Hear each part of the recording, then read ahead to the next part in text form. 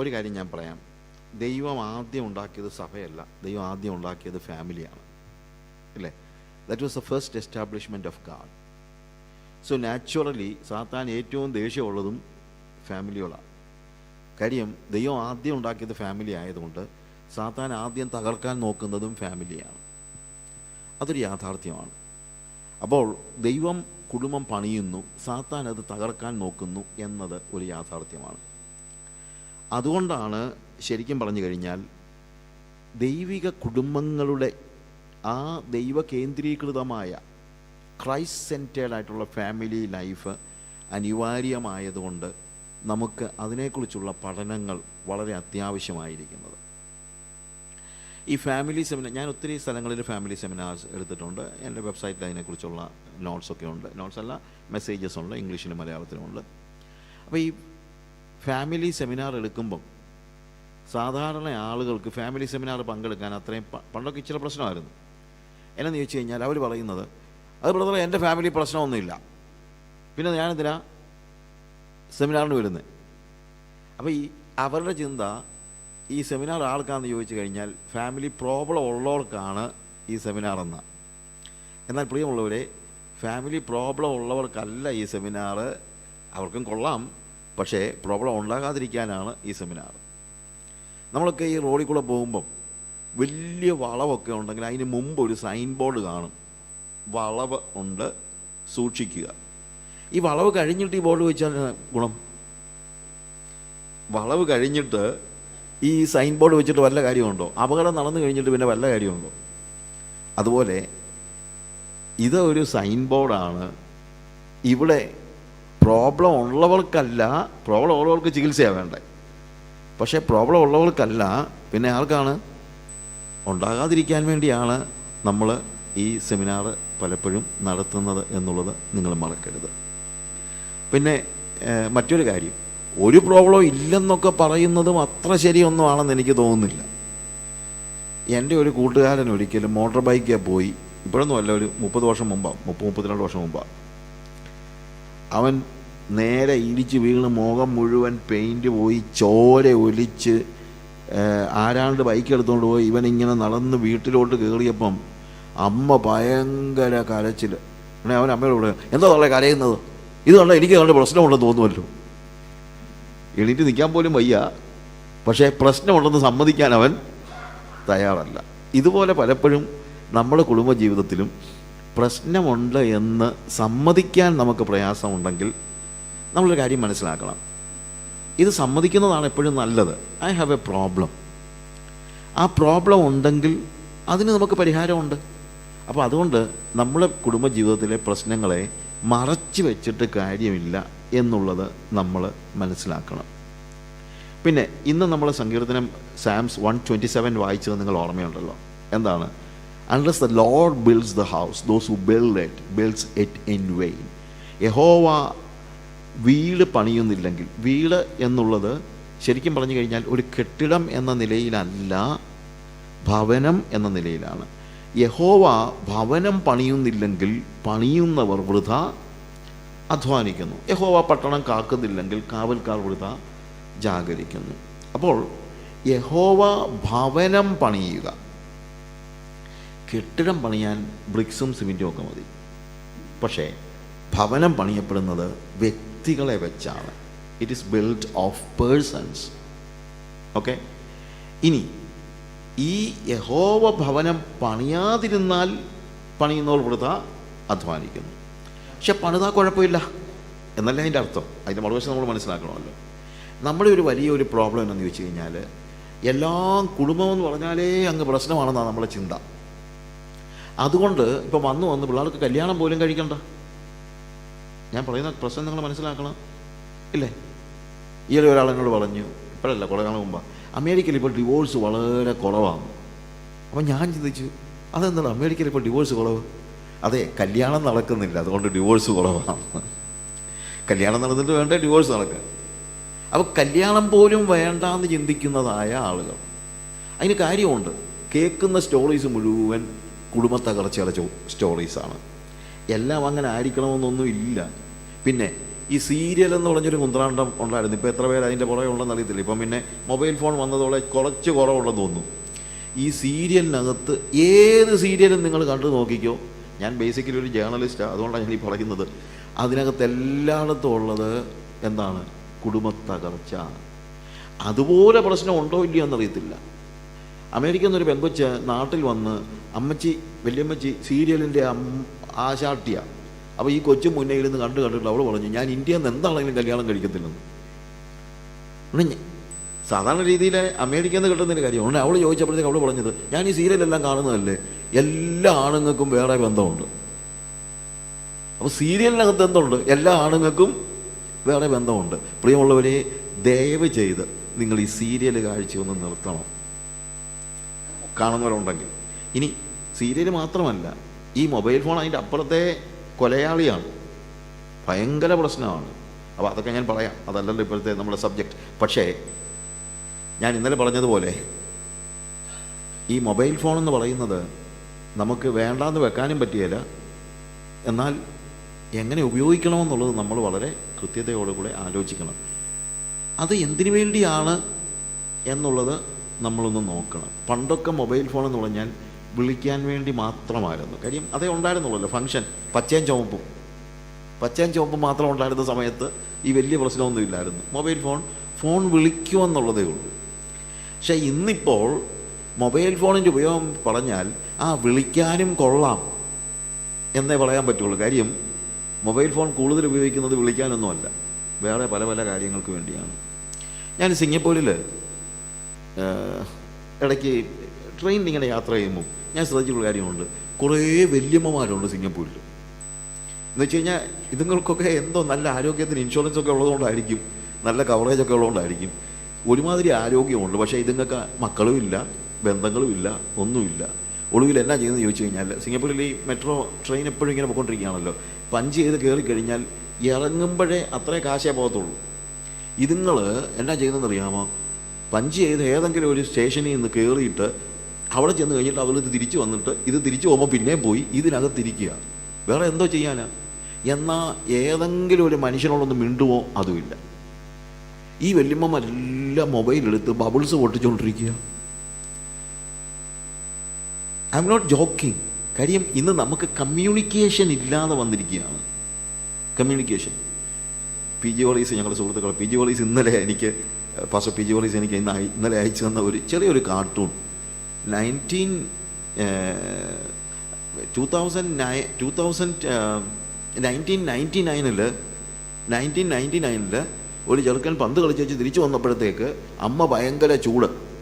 നേരം വെളുത്തപ്പോൾ ഇറങ്ങിയതാ കളിക്കാൻ, ഇതുവരെ വീട്ടിൽ കയറിയിട്ടില്ല, കർണാകത്ത്. അപ്പോൾ 2019 നേരെ തിരിച്ചാ. നേരം വെളുത്തപ്പോൾ അകത്ത് കയറിയിരുന്ന് കുത്താൻ തുടങ്ങിയതാ, ഇറങ്ങണ പുറത്ത്.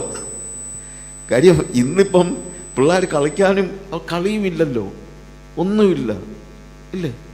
യാതൊന്നുമില്ല. വല്ലാത്ത ഒരു സ്റ്റേജാണ് നമ്മൾ ഇരിക്കുന്ന. ഈ പിള്ളേർക്കെല്ലാം ഭയങ്കര അറിവാന്ന. ചിലപ്പോൾ ആളുകളൊക്കെ പറയുന്നത് കേട്ടിട്ടുണ്ട്, ഇപ്പോഴത്തെ പിള്ളേർക്കൊക്കെ എന്നാ ബുദ്ധിയാ. എനിക്കിന്ന് വരെ തോന്നിയിട്ടില്ലാത്തൊരു കാര്യമാണ് ഇപ്പോഴത്തെ പിള്ളേർക്ക് ബുദ്ധി കൂടുതലാണെന്ന്. ചുമ്മാതാ. ഇവന്മാർക്കൊന്നും, എൻ്റെ നോട്ടത്തിൽ ഇപ്പോഴത്തെ പിള്ളേർക്കൊന്നും ഈ പറയുന്ന ബുദ്ധിയൊന്നുമില്ല. നമ്മുടെ കാലഘട്ടത്തിൽ ഉണ്ടായിരുന്നവർക്കുണ്ടായിരുന്ന ബുദ്ധിയോ ഒന്നും ഇവന്മാർക്ക് ആർക്കുമില്ല. ഇവന്മാർക്ക് ഇൻഫർമേഷനുണ്ട്, നോളജില്ല. ഇൻഫർമേഷൻ വേറെ, നോളജ് വേറെ. ഇന്നാകെ ഉള്ളത് ഇൻഫർമേഷനാണ്, വേറെ എന്താ ഉള്ളത്? പിന്നെ ഗൂഗിൾ വന്നതോടുകൂടെ അമ്മച്ചി പറഞ്ഞു കൊടുക്കുന്ന അനുസരിച്ച് ഇപ്പം ഒരു മനുഷ്യനും ഒന്നും അറിയത്തുമില്ല. ഞാൻ പറയാറുണ്ട്, എൻ്റെ ചെറിയ പ്രായത്തിലല്ല, when I was a young man, എൻ്റെ പേഴ്സണൽ ലൈബ്രറിയിൽ ഒരു 1500 ബുക്കെങ്കിലും ഉണ്ടായിരുന്നു. എന്താ കാര്യമെന്ന് ചോദിച്ചു കഴിഞ്ഞാൽ അന്ന് ഗൂഗിളില്ലായിരുന്നല്ലോ, ഇത് വായിച്ചാലേ പറ്റുള്ളൂ. ഇന്നിപ്പം എന്തിനാ ഇത്രയും ഡിഫറൻ്റ് ആയിട്ടുള്ള പുസ്തകങ്ങളൊന്നും സൂക്ഷിക്കേണ്ട കാര്യമില്ല, എല്ലാം ഗൂഗിളാണ്, ഇല്ലേ? അപ്പോൾ ഇപ്പോഴത്തെ പിള്ളേർക്ക് ആകെപ്പാടെ ഗൂഗിളില്ലെങ്കിൽ ഒരു രക്ഷയില്ല. നമ്മളൊക്കെ പറയുമല്ലോ, നമ്മളെ എടുത്തിട്ടാൽ 4 കാലേ നിൽക്കുമെന്ന്. യുവന്മാർ 8 കാലേ പോലും നിൽക്കത്തില്ല. ഒരു പ്രായോഗിക പരിജ്ഞാനവുമില്ല. എന്നിട്ട് നമ്മൾ പറയും ഇപ്പോഴത്തെ പിള്ളേർക്ക് ഭയങ്കര ബുദ്ധിയാണെന്ന്. ബുദ്ധി എന്ന് പറഞ്ഞാൽ എന്താ? ബുദ്ധി എന്ന് പറഞ്ഞു കഴിഞ്ഞാൽ കുറച്ച് ഇൻഫർമേഷൻ തലയിൽ കയറ്റുന്നതല്ല ബുദ്ധി. എൻ്റെ ജീവിതത്തിൽ എനിക്ക് ഭയങ്കര ഇപ്പോഴും പ്രയാസമുള്ളൊരു കാര്യമുണ്ട്. എന്നാന്ന് ചോദിച്ചു കഴിഞ്ഞാൽ, എനിക്ക് ഇച്ചിരി നീന്താനൊക്കെ അറിയാം, പക്ഷേ എനിക്ക് മരത്തെ കയറാൻ അറിയത്തില്ല. എനിക്കാണെങ്കിൽ എക്കണോമിക്സിലൊരു ഡിഗ്രി ഉണ്ട്, തിയോളജി ഡിഗ്രി ഉണ്ട്, ജേർണലിസത്തിൽ ഡിഗ്രി ഉണ്ട്. പക്ഷെ പട്ടി കടിക്കാൻ വന്ന ഈ ഡിഗ്രി കാണിക്കാൻ പറ്റുമോ? മരത്തെ കയറണ്ടേ? അതൊക്കെയാണ് നോളജ് എന്ന് പറയുന്നത്. അതൊക്കെയാണ് വാസ്തവത്തിൽ ബുദ്ധി എന്നൊക്കെ, അല്ലെങ്കിൽ ബുദ്ധി എന്നുള്ള, അതൊക്കെയാണ് പഠനമെന്ന് പറയുന്നത്. പ്രായോഗികമായ യാതൊരു പരിജ്ഞാനവും ഇല്ലാതെയാണ് ഈ കുഞ്ഞുങ്ങൾ വളരുന്നത്. ഓക്കെ, ഞാൻ ഇതിനെക്കുറിച്ച് പിള്ളേരെ കളിയാക്കി പറയുന്നൊന്നുമല്ല. നമ്മൾ തെറ്റിദ്ധരിക്കരുത്, ഇതാണ് നോളജ് എന്ന് തെറ്റിദ്ധരിക്കരുത്. ഇൻഫർമേഷനുണ്ട്, ദാറ്റ്സ് ഓൾ. പക്ഷേ അതിലൊക്കെ എത്രയോ വലുതാണ്. ഞാൻ പാരൻറ്റിങ്ങിനെ കുറിച്ച് പറയുമ്പോൾ പറയാം, നമ്മൾ മനസ്സിലാക്കണം, നമ്മുടെ കുഞ്ഞുങ്ങൾ ഇന്ന് വാസ്തവം പറഞ്ഞു കഴിഞ്ഞാൽ തകർച്ചയിൽ നിന്ന് തകർച്ചയിലേക്ക് പോയിക്കൊണ്ടിരിക്കുക. ആകെപ്പാടെ ഉള്ളത് കുറച്ച് ഇൻഫർമേഷൻ, ദാറ്റ്സ് ഓൾ. ഓക്കെ, ഇനി ഈ ഫാമിലി ലൈഫിൻ്റെ കാര്യം പറയുമ്പോൾ ആദ്യം ഇച്ചിരി പറഞ്ഞിട്ട് ഞാൻ പിന്നീട് പാരൻറ്റിങ്ങിനെ കുറിച്ച് ഒരു സെഷൻ എടുക്കണം. എങ്ങനെയാണ് കുഞ്ഞുങ്ങളെ വളർത്തുന്നതെന്നുള്ളതിനെ കുറിച്ച് പറയണം. അതുകൊണ്ടാണ് പെട്ടെന്ന് ഞാൻ പറഞ്ഞു പോകുന്നത്. അങ്ങ് പേടിയാണ് നമുക്കൊക്കെ. കുടുംബം എന്ന് പറയുമ്പോഴത്തേക്ക്, അല്ലെങ്കിൽ കുടുംബജീവൻ എന്ന് പറയുമ്പോഴത്തേക്ക് പേടിയാണ്. കാര്യം അങ്ങനെയാണ് നമ്മളെല്ലാം കേൾക്കുന്നത്. ഞാൻ പണ്ട് എൻ്റെ സാധാരണ പറയുന്നൊരു സ്റ്റോറിയാണ്. ഒരു അസിലം, ഈ ഭ്രാന്താലയം സന്ദർശിക്കാൻ ഒരു ഗവർണർ പോയി. അപ്പോൾ ഗവർണർ പോയി കഴിഞ്ഞപ്പോഴത്തേക്ക് ഡോക്ടർ കൊണ്ട് എല്ലാവരെയും പരിചയപ്പെടുത്തിയപ്പോൾ ആദ്യത്തെ നിലയിൽ പിള്ളേരൊക്കെ ചുമ്മാ, ഈ ഭ്രാന്തന്മാരൊക്കെ ഇങ്ങനെ ചുമ്മാ അതൊക്കെ ഇരിക്കുകയാണ്, കസേരയിലൊക്കെ ഇരുന്ന് മൗനികളായിട്ടൊക്കെ ഇരിക്കുകയാണ്. അപ്പോൾ ഒരുത്തന്നെ ആ കസേര ഇരുന്നുകൊണ്ട് ലുലു ലുലു ലുലു എന്ന് പറഞ്ഞിങ്ങനെ പതിയെ കരയുന്നുണ്ട്. ലുലു മാർക്കറ്റിനെ കുറിച്ചല്ല, ലുലു. ഉടനെ ഈ ഗവർണർ ചോദിച്ചു, ഇവനെന്താ ഈ ലുലു ലുലു എന്ന് പറഞ്ഞുകൊണ്ടിരിക്കുന്നത്? അവൻ പറഞ്ഞു, ഗവർണർ ഒരു കാര്യം, ഈ താഴത്തെ നില, ഇവനെ എന്താ ഇങ്ങനെ അകത്തൊന്നും ഇടാതെ പുറത്ത് തന്നെ ഇട്ടിരിക്കുന്നത്? അങ്ങനെ പറഞ്ഞ്, ഈ താഴത്തെ നിലയിലെ ആളുകൾക്ക് വലിയ പ്രശ്നമൊന്നുമില്ല. പിന്നെ ജീവിതത്തിലൊരു ചെറിയ ഷോക്കൊക്കെ ഉണ്ടാകുമ്പം അവർക്കൊരു മാനസിക ഇതൊക്കെ ഉണ്ടായിട്ടുണ്ട്. പക്ഷെ അവർക്ക് വേണം വീട്ടിൽ പോകാൻ, ഞങ്ങളവരെ ഒരു റെസ്ട്രിക്ഷനും ഇല്ല. പിന്നെ ചെറിയ രീതിയിലൊക്കെ നമ്മൾ കുറച്ച് ഒരു സൈക്കോളജിക്കൽ കൗൺസിലിംഗും ഒക്കെ കൊടുക്കുന്നുള്ളതേ ഉള്ളൂ. വേറെ വലിയ പ്രശ്നമൊന്നുമില്ല. ഇവൻ്റെ പ്രശ്നം എന്താണെന്ന് ചോദിച്ചു കഴിഞ്ഞാൽ, ഇവൻ ലുലു എന്ന് പറഞ്ഞൊരു പെങ്കൊച്ചുമായിട്ട് കമ്പനിയായിരുന്നു. അവളെ കെട്ടാനായിട്ട് ഒത്തിരി ആഗ്രഹിച്ചു, പക്ഷേ അവളെ കെട്ടാൻ പറ്റിയില്ല. അതവനൊരു ഷോക്കായിപ്പോയി. അതുകൊണ്ട് അവനിവിടെ വന്ന് ഇച്ചിരി മാനസിക ബുദ്ധിമുട്ടുണ്ട്, ഞങ്ങൾ ഇവനെ ഒന്ന് ട്രീറ്റ് ചെയ്തുകൊണ്ടിരിക്കുകയാണ്. അപ്പോൾ രണ്ടാമത്തെ നിലയിൽ ആരെയും പുറത്തു വിടത്തൊന്നുമില്ല. പക്ഷേ അവിടെ ആളുകൾ അതിനകത്തൊക്കെ നടക്കുന്നൊക്കെ ഉണ്ട്. പക്ഷേ ഇവന്മാർ പുറത്തൊക്കെ വിട്ടാൽ ഓടിപ്പോവുകയൊക്കെ ചെയ്യും. അപ്പോൾ അതുകൊണ്ട് ലോക്ക് ചെയ്തിരിക്കുകയാണ്. മൂന്നാമത്തെ നിലയിൽ അങ്ങനല്ല. മൂന്നാമത്തെ നിലയിൽ ലോക്ക് ചെയ്തിരിക്കുകയെന്ന് മാത്രമല്ല, ഇവന്മാർ ഭയങ്കര പ്രോബ്ലം ഉള്ളവരായതുകൊണ്ട് ഈ കസേര തന്നെ ഇവന്മാരെ കെട്ടിയിട്ടിരിക്കുക. അല്ലെങ്കിൽ ഇവന്മാർ കസേര എടുത്തെറിയും. അതുപോലെ പ്രശ്നമാണ്. അത് തന്നെയല്ല, ഈ തലയൊക്കെ അങ്ങോട്ടും ഇങ്ങോട്ടുമൊക്കെ ഇടിച്ച് തലയൊക്കെ പൊട്ടിക്കും. അപ്പോൾ അതുകൊണ്ട് എല്ലായിടത്തും ഈ പാഡൊക്കെ വെച്ച് അങ്ങനെ അത്രയ്ക്കും ഭ്രാന്തന്മാരാണ്. അതിനകത്തൊടുത്ത തലയൊക്കെ ഇടിച്ചുള്ള ലുലു ലുലു ലുലു എന്ന് പറഞ്ഞുകൊണ്ട് ഭയങ്കര ബഹളം. അപ്പോൾ ഈ ഗവർണർ ചോദിച്ചു, ആ താഴെ കിടന്ന ചെറുക്കൻ ലുലു ലുലു എന്ന് പറയുന്ന കേട്ടു, നിങ്ങൾ പറഞ്ഞല്ലോ അവന് ലുലുവിനെ കെട്ടാൻ പറ്റിയില്ല, അതുകൊണ്ടുണ്ടായതാണ്. ഇവനെന്നാ പറ്റിയത്? ഇവനെന്നാ ഈ ലുലു ലുലു എന്ന് പറയുന്നത്? ഇവിടെ പറഞ്ഞു, ഇവനാ അവളെ കെട്ടിയത്. അപ്പൊ കെട്ടാത്തവൻ അത്രയും പ്രശ്നമേ ഉണ്ടായുള്ളൂ, കെട്ടിയവൻ ഈ അവസ്ഥയിലാണ്. അപ്പോൾ ഇങ്ങനെയുള്ള കഥകളൊക്കെ കേട്ട് കഴിയുമ്പോൾ നമ്മളും ചിന്തിക്കും, എന്തിനാ കെട്ടുന്നതെന്നങ്ങ് ചിന്തിച്ചു പോകും, ഇല്ലേ? ഈ ഇതുപോലെ ഒരു മനുഷ്യൻ ഇങ്ങനെ നടന്നു പോയ കൂട്ടത്തിൽ നടന്നു നോക്കുമ്പം പെട്ടെന്ന് ഒരു ശബ്ദം കേട്ടു, സ്റ്റോപ്പ്. പെട്ടെന്ന് അങ്ങ് നിൽക്കുകയും ഒരു വലിയ കല്ല് ഉരുണ്ട് ഇവൻ്റെ മുന്നിൽ മോളിൽ നിന്ന് മലയിൽ നിന്ന് ഉരുണ്ട് വീണു. അപ്പോൾ ഇവൻ ആലോചിച്ച്, എൻ്റെ ദൈവമേ, ഈ ശബ്ദം കേട്ട് ഞാൻ നിന്നില്ലായിരുന്നെങ്കിൽ ഈ കല്ല് എൻ്റെ മണ്ടയ്ക്ക് വീണേനെ. ചേട്ടാ, ഇതാരാ എന്നൊക്കെ ചോദിച്ചുകൊണ്ട് മുന്നോട്ട് പോയ കൂട്ടത്തിൽ ഒരു ക്രോസ് റോഡ് വന്നപ്പോൾ പെട്ടെന്ന് പിന്നെ ഒരു ശബ്ദം കേട്ടു, സ്റ്റോപ്പ്. ഇവൻ നിൽക്കുകയും ബ്രേക്കില്ലാത്ത ഒരു വാൻ പെട്ടെന്ന് ക്രോസ് ചെയ്ത് പോയി. ഓ എൻ്റെ ദൈവമേ, എന്നെ ഈ ശബ്ദം നിയന്ത്രിച്ചില്ലായിരുന്നെങ്കിൽ ഞാൻ ഈ വാനിൻ്റെ അടിയിൽ ആയിപ്പോയേനെ. അപ്പോൾ ഇവൻ ചോദിച്ചു, ഹു ആർ യു? നിങ്ങൾ ശബ്ദം ഉണ്ടാക്കുന്ന ആരാ നിങ്ങൾ? ഉടനെ ആ ശബ്ദം പിന്നെയും പറഞ്ഞു, ഞാൻ നിൻ്റെ ഗാർഡിയൻ ഏഞ്ചലാണ്. എന്നെ ദൈവം വിട്ടിരിക്കുക. അപകടം ഉണ്ടാകുന്നതിന് മുമ്പ് നിനക്ക് മുന്നറിയിപ്പ് നൽകാൻ എന്നെ ദൈവം നിൻ്റെ കൂടെ വിട്ടിരിക്കുകയാണ്. നിൻ്റെ ഗാർഡിയൻ ഏഞ്ചലാണ്. എനിക്കിതിനെ ഒന്ന് കാണാൻ പറ്റുമോ? കാണാൻ പറ്റത്തില്ല, പക്ഷേ ചോദ്യങ്ങൾ എന്തെങ്കിലും ഉണ്ടെങ്കിൽ ചോദിക്കാം. എനിക്കൊരു ചോദ്യമുണ്ട്. എന്താ ചോദ്യം? അപകടങ്ങൾ നടക്കുന്നതിന് മുന്നറിയിപ്പ് നൽകാനാണ് നിന്നെ ദൈവം വിട്ടതെങ്കിൽ എൻ്റെ വിവാഹത്തിൻ്റെ സമയത്ത് നീ എവിടെ ആയിരുന്നു? അപകടം നടക്കുന്നതിന് മുമ്പ് മുന്നറിയിപ്പ് തരണമെങ്കിൽ സ്റ്റോപ്പ് എന്ന് അന്നേരം ഒന്ന് പറയണമായിരുന്നല്ലോ. കാര്യം ഈ ദുരിതം മുഴുവൻ ഇതുകൊണ്ടല്ലേ. അപ്പോൾ ഇതൊരു അപകടമെന്ന നിലയിലാണ് പലപ്പോഴും കുടുംബജീവിതത്തെ ആളുകൾ കാണുന്നത്. പിന്നെ ചിലർ പറയും, എടാ ഇതൊക്കെ ഒരു വിധിയാണ് ഇല്ലേ. ഒരു ചൈനീസ് പ്രോവർബുണ്ട്. ആ പ്രോവർബ് എന്നാന്ന് ചോദിച്ചു കഴിഞ്ഞാൽ, രാവിലത്തെ ബെഡ് കോഫി ശരിയായാൽ അന്നത്തെ ജീവിതം ശരിയായി. ഒരു മഴ നന്നായാൽ ആ വർഷത്തെ കൃഷി നന്നായി. വന്നു കയറുന്ന പെണ്ണ് നന്നായാൽ ജീവിതം നന്നായി, ഇല്ലെങ്കിൽ എല്ലാം പോയി. അപ്പം അവർ പറയുന്നത് ഇതൊരു വിധിയാണ്, ഫെയ്റ്റ് എന്ന് പറയും. പക്ഷെ വേദപുസ്തകം ഇതൊരു വിധിയാണെന്നല്ല പഠിപ്പിക്കുന്നത്. എവിടുന്നെങ്കിലും തലേ വലിഞ്ഞ് കയറി വരുന്നതല്ല ഒരു പെണ്ണും, എവിടുന്നെങ്കിലും വന്നു കയറുന്നവനല്ല ഒരു ചെറുക്കനും. വിവാഹത്തിൻ്റെ ഒരു പ്രത്യേകത, it is designed by God എന്നുള്ളതാണ്. ദൈവം വിഭാവന ചെയ്തതാണ് വിവാഹം. ദൈവത്തിൻ്റെ പ്ലാനാണ് വിവാഹം. അത് ദൈവം ഡിസൈൻ ചെയ്ത്. God is the family maker. ആ ഒരു തിരിച്ചറിവ് നമുക്കുണ്ടാകണം. God is the family maker. ആ ദൈവം ആ family, if God is the family maker, then certainly it is guaranteed. അതും നിങ്ങൾ മനസ്സിലാക്കണം. ഇപ്പം എൻ്റെ കയ്യിൽ ഒരു ടൈറ്റാൻ്റെ വാച്ച് കിടക്കുന്നു, അല്ലെങ്കിൽ ഒരു റാഡോയുടെ വാച്ച് കിടക്കുന്നു വയ്ക്കുക. അപ്പം ഞാൻ ഈ വാച്ച് വാങ്ങിച്ചു കഴിഞ്ഞാൽ അത്ര വലിയ വറി ചെയ്യേണ്ട കാര്യമൊന്നുമില്ല. എന്തെങ്കിലും പറ്റിക്കഴിഞ്ഞാൽ എനിക്ക് എന്ത് ചെയ്യാൻ പറ്റും? എനിക്ക് അവിടെ കൊണ്ട് കൊടുത്തു കഴിഞ്ഞാൽ അവരത് റിപ്പയർ ചെയ്ത് തരും, അല്ലെങ്കിൽ അത് ദേ ആർ റെസ്പോൺസിബിൾ. എന്നാൽ നിങ്ങൾ വഴിയിൽ ചൈനക്കാരൻ്റെ ഒരു വാച്ച് വാങ്ങിച്ച് വീട്ടിൽ ചെല്ലുമ്പം അത് പോയിട്ട് തിരിച്ച് ചെല്ലുമ്പം ചൈനക്കാരനെയും കാണത്തില്ല, വാച്ചുകളെയും കാണത്തില്ല. അല്ലെങ്കിൽ അത് ഗ്യാരൻറ്റീഡ് അല്ല. അപ്പം വിവാഹം എന്ന് പറയുന്നത് ദൈവികമായ കാര്യമാണ്. അത് ദൈവത്തിൻ്റെ ഡിസൈനാണ്.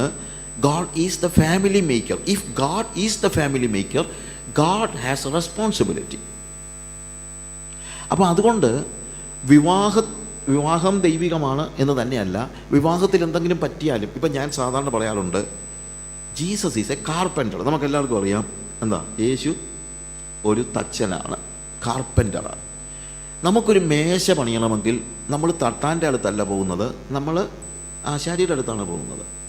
ആശാരി നമുക്കൊരു മേശ പണിത് തരുന്നു. അത് കൊണ്ടുവന്നു നമ്മൾ അങ്ങോട്ടോ ഇങ്ങോട്ടോ പിടിച്ചപ്പം നമ്മളെ കുറ്റം കൊണ്ടായിക്കോട്ടെ ഇതങ്ങ് ഒടിഞ്ഞു. കാലൊടിഞ്ഞാൽ നമ്മൾ എന്തോ ചെയ്യും? തട്ടാൻ്റെ അടുത്ത് കൊണ്ടുപോകുമോ? ഇല്ല, നമ്മൾ ഇവിടെ തന്നെ കൊണ്ടുപോകും, ആശാരിയുടെ അടുത്ത് തന്നെ കൊണ്ടുപോകും. ഇതുപോലെ യേശു ആകുന്ന തച്ചനാണ് നമ്മളുടെ കുടുംബം പണിയുന്നതെങ്കിൽ അതിനെന്തെങ്കിലും പാളിച്ച ഉണ്ടെങ്കിലും നമുക്ക് എങ്ങോട്ട് കൊണ്ടുപോകാൻ പറ്റും? യേശുവിൻ്റെ അടുത്ത് കൊണ്ടുപോകാൻ പറ്റും. ഞാനിവിടെ കുറേ ശാസ്ത്രീയമായ കാര്യങ്ങൾ മാത്രം പറഞ്ഞിട്ട് പോകാൻ ഉദ്ദേശിക്കുകയല്ല. എനിക്കറിയാം, പണ്ടത്തെ പോലല്ല, ഓരോ വർഷങ്ങൾ കഴിയും തോറും കുടുംബ പ്രശ്നങ്ങൾ കൂടിക്കൊണ്ടിരിക്കുകയാണ്. കുടുംബ പ്രശ്നങ്ങൾ അങ്ങനെ കൂടിക്കൊണ്ടിരിക്കുന്നതായ ഒരു സാഹചര്യത്തിൽ നിങ്ങൾക്കൊരു ആശ്വാസം, അല്ലെങ്കിൽ നിങ്ങളോട് എനിക്ക് പറയാനുള്ള ആശ്വാസവചനം, നിങ്ങളുടെ പ്രതിസന്ധികളുമായിട്ട് യേശുവിൻ്റെ അടുത്ത് ചെല്ലാനാണ് പറയുന്നത്. അങ്ങനെ ചെയ്താൽ പ്രതിസന്ധി ഉണ്ടാകും, അങ്ങനെ ചെയ്താൽ ഇതുണ്ടാകും എന്നൊക്കെ പറഞ്ഞിരുന്നിട്ട് മാത്രം കാര്യമില്ലല്ലോ, ആണോ? നമുക്കൊരു പ്രതിസന്ധിയിൽ ഒരു പ്രകാശം, we need to see that our problems are solved. അതിനൊരു മാർഗമുണ്ട്. Go back to that carpenter Jesus. യേശുവിൻ്റെ അടുത്തോട്ട് ചെല്ലുക.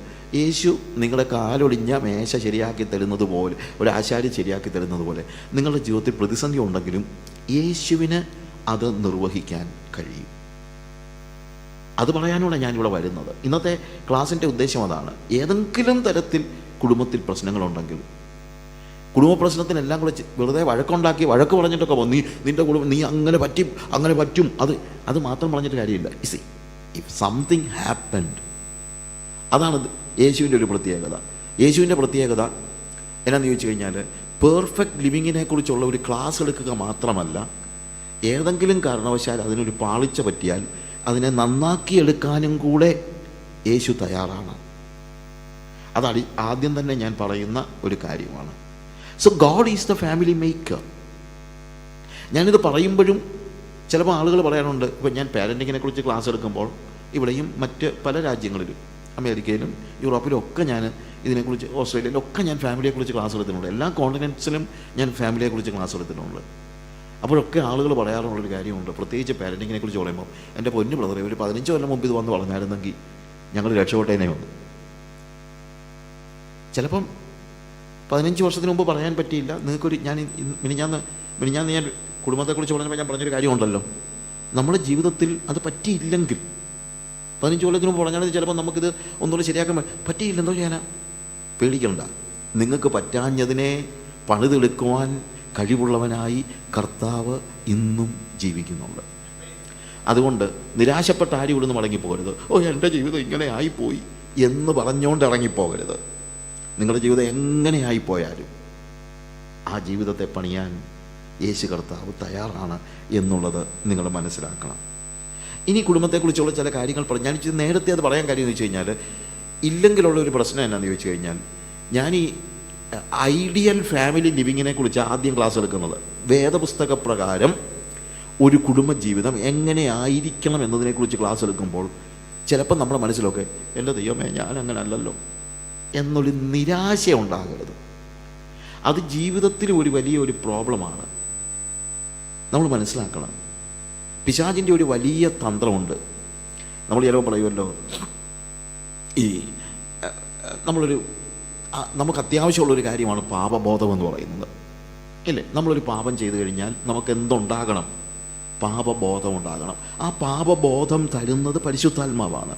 പരിശുദ്ധാത്മാവ് നമ്മളെ ബോധ്യപ്പെടുത്തുന്നു, നീ ചെയ്ത കാര്യം ശരിയല്ല, അത് തെറ്റാണ്.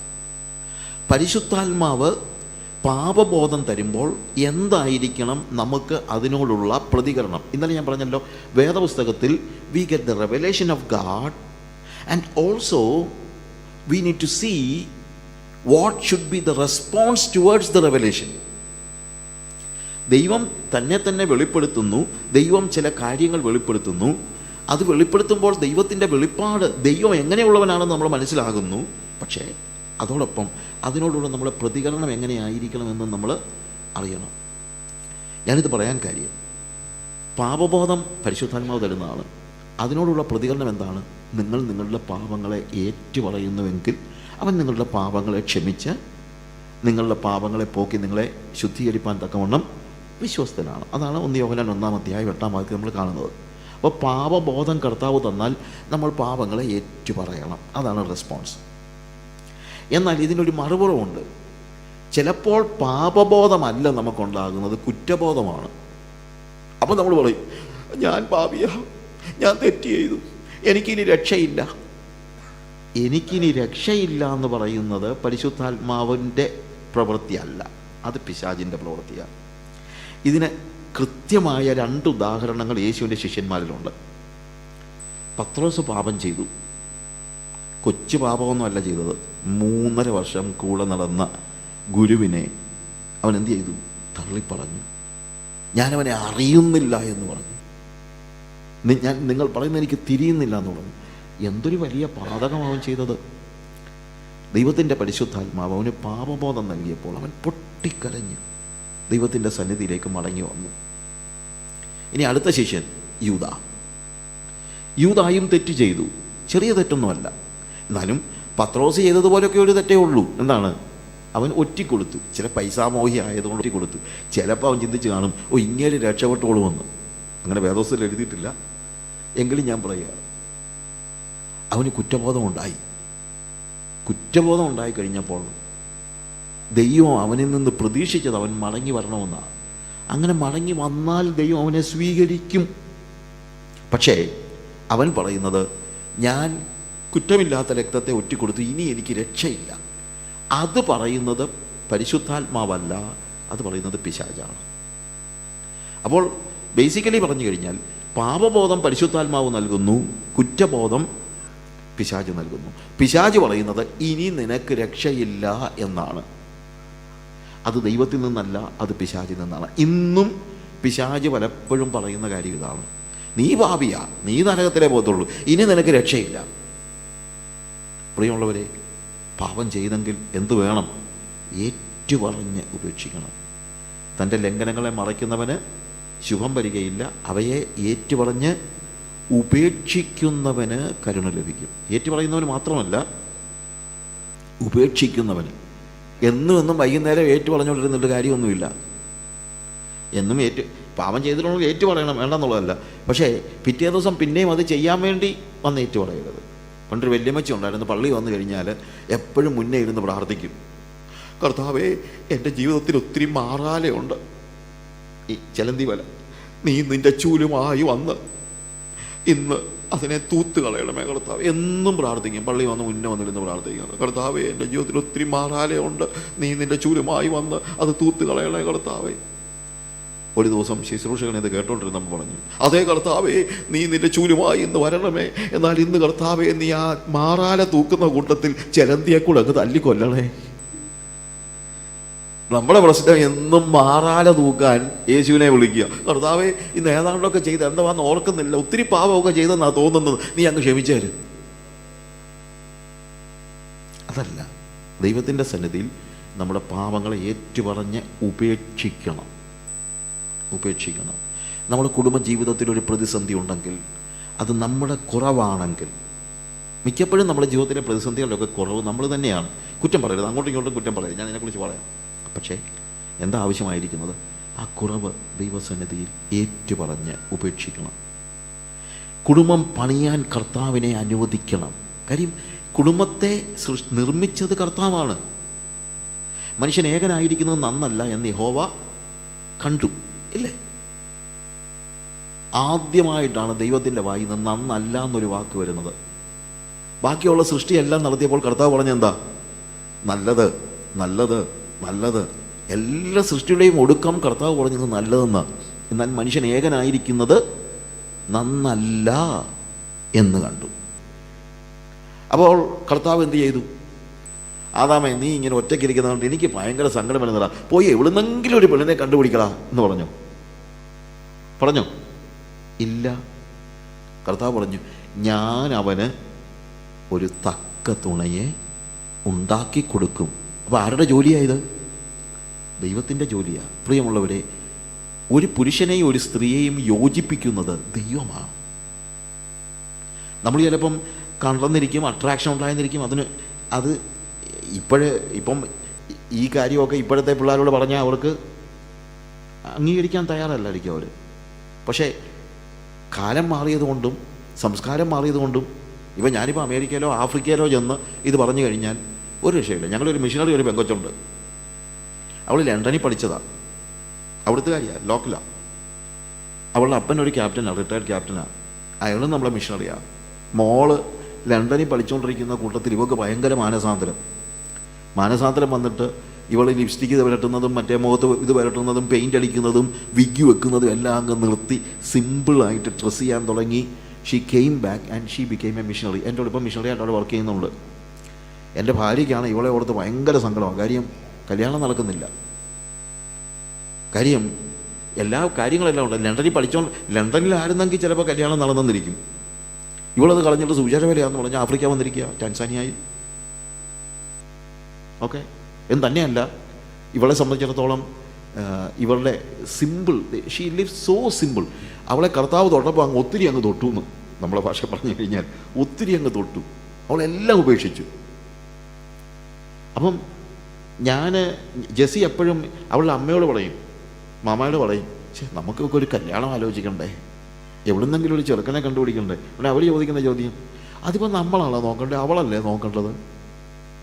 കാര്യം ആ അമ്മയ്ക്ക് ഒരിക്കലും, അതായത് അവരുടെ സംസ്കാരം അതാണ്. അവർ ചോദിക്കുന്നത് ഞങ്ങളെങ്ങനെ ഒരാളെ കണ്ടുപിടിക്കുന്നത്, അവൾ കണ്ടുപിടിക്കണ്ടേ. കാര്യം അപ്പനും അമ്മയും ഒരു ചെറുക്കനെ കണ്ടുപിടിക്കുക എന്ന് പറയുന്നത് ആഫ്രിക്കയിലെ ആ സമൂഹത്തിന് ആലോചിക്കാൻ പോലും കഴിയുന്നില്ല. അപ്പോൾ സംസ്കാരം മാറി, കാലം മാറി, പക്ഷെ ദൈവത്തിൻ്റെ വചനം മാറിയിട്ടില്ല. സംസ്കാരവും കാലവും മാറിയതുകൊണ്ട് ദൈവത്തിൻ്റെ വചനം മാറുന്നില്ല. അവൾ പറഞ്ഞു, God will give me a husband. If God doesn't give me, I'm okay. I will live single. I want to please my God. ഇതാണ് അവളുടെ സ്റ്റാൻഡ്. ഞാൻ പറഞ്ഞതിൻ്റെ വ്യത്യാസം മനസ്സിലാകുന്നുള്ളൂ. വിദ്യാഭ്യാസമുള്ള കൊച്ച, ലണ്ടൻ സ്കൂൾ ഓഫ് കൊമേഴ്സിൽ നിന്ന് പഠിച്ച കൊച്ച, പക്ഷേ അവളുടെ കമ്മിറ്റ്മെൻറ്റ് ഭയങ്കര കമ്മിറ്റ്മെൻറ്റാണ്. അവൾ പറയുന്നത്, everything that happens in my life it should be by God. അത് ദൈവത്തിൽ നിന്നായിരിക്കണം. എനിക്കൊരു ഭർത്താവിനെ വേണം എങ്കിൽ അത് കർത്താവ് വേണം തരാൻ എന്നവൾ പറയുന്നു. ആദമിനോട് ആദം ഒറ്റയ്ക്കിരിക്കുന്ന കണ്ടപ്പോൾ കർത്താവ് പറയാണ്, it is not good for man to be alone, I will make him a suitable companion. Suitable companion. ഓ, എന്തൊരു വാക്കാണെന്നറിയാമോ?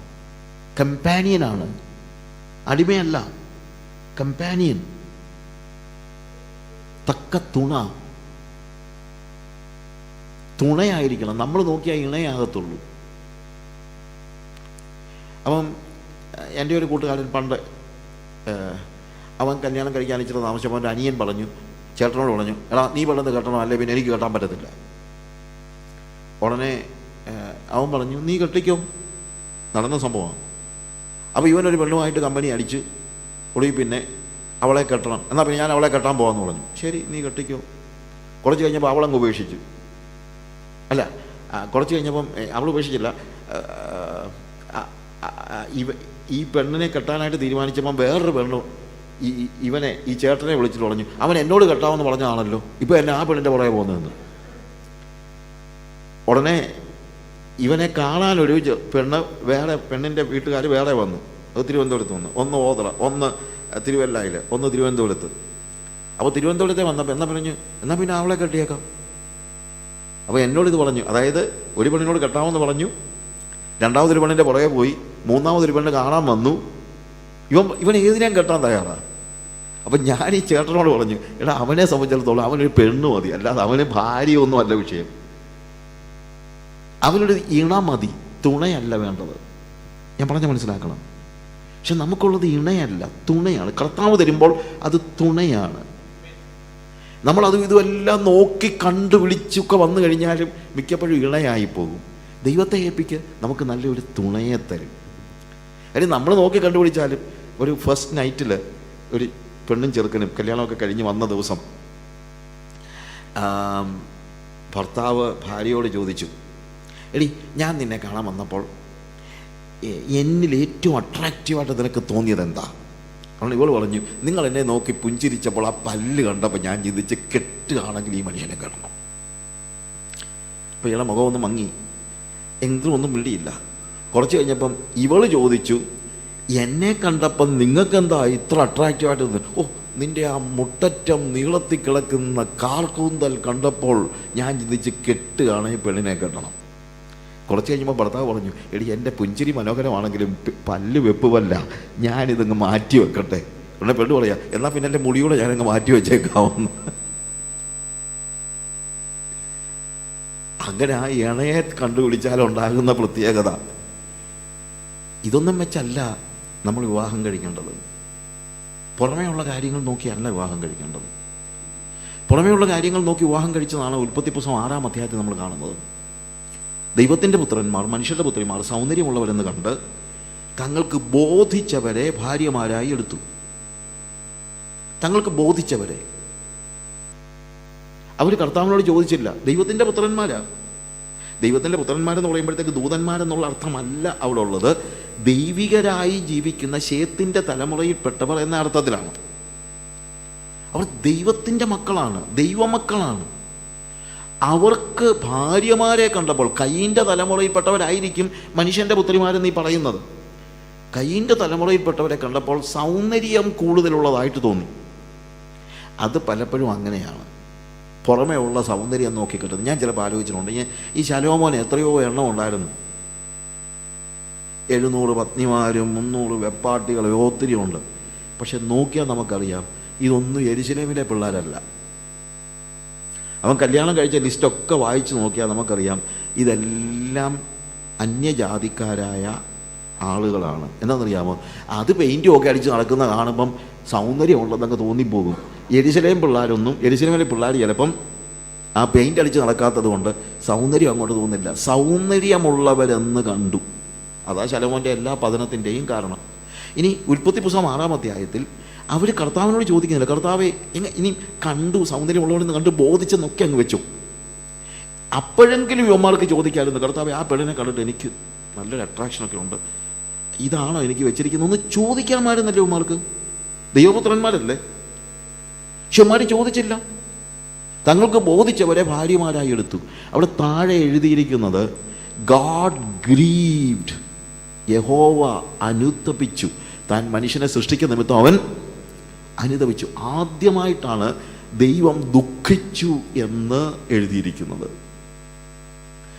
ആദം പാപം ചെയ്തപ്പോൾ ദൈവം ദുഃഖിച്ചു. പക്ഷേ വേർഡ് എഴുതിയിരിക്കുന്നത്, ആദ്യമായിട്ട് എഴുതിയിരിക്കുന്നത് ദൈവം ദുഃഖിച്ചു എന്ന് എഴുതിയിരിക്കുന്നത് എപ്പോഴാണ്?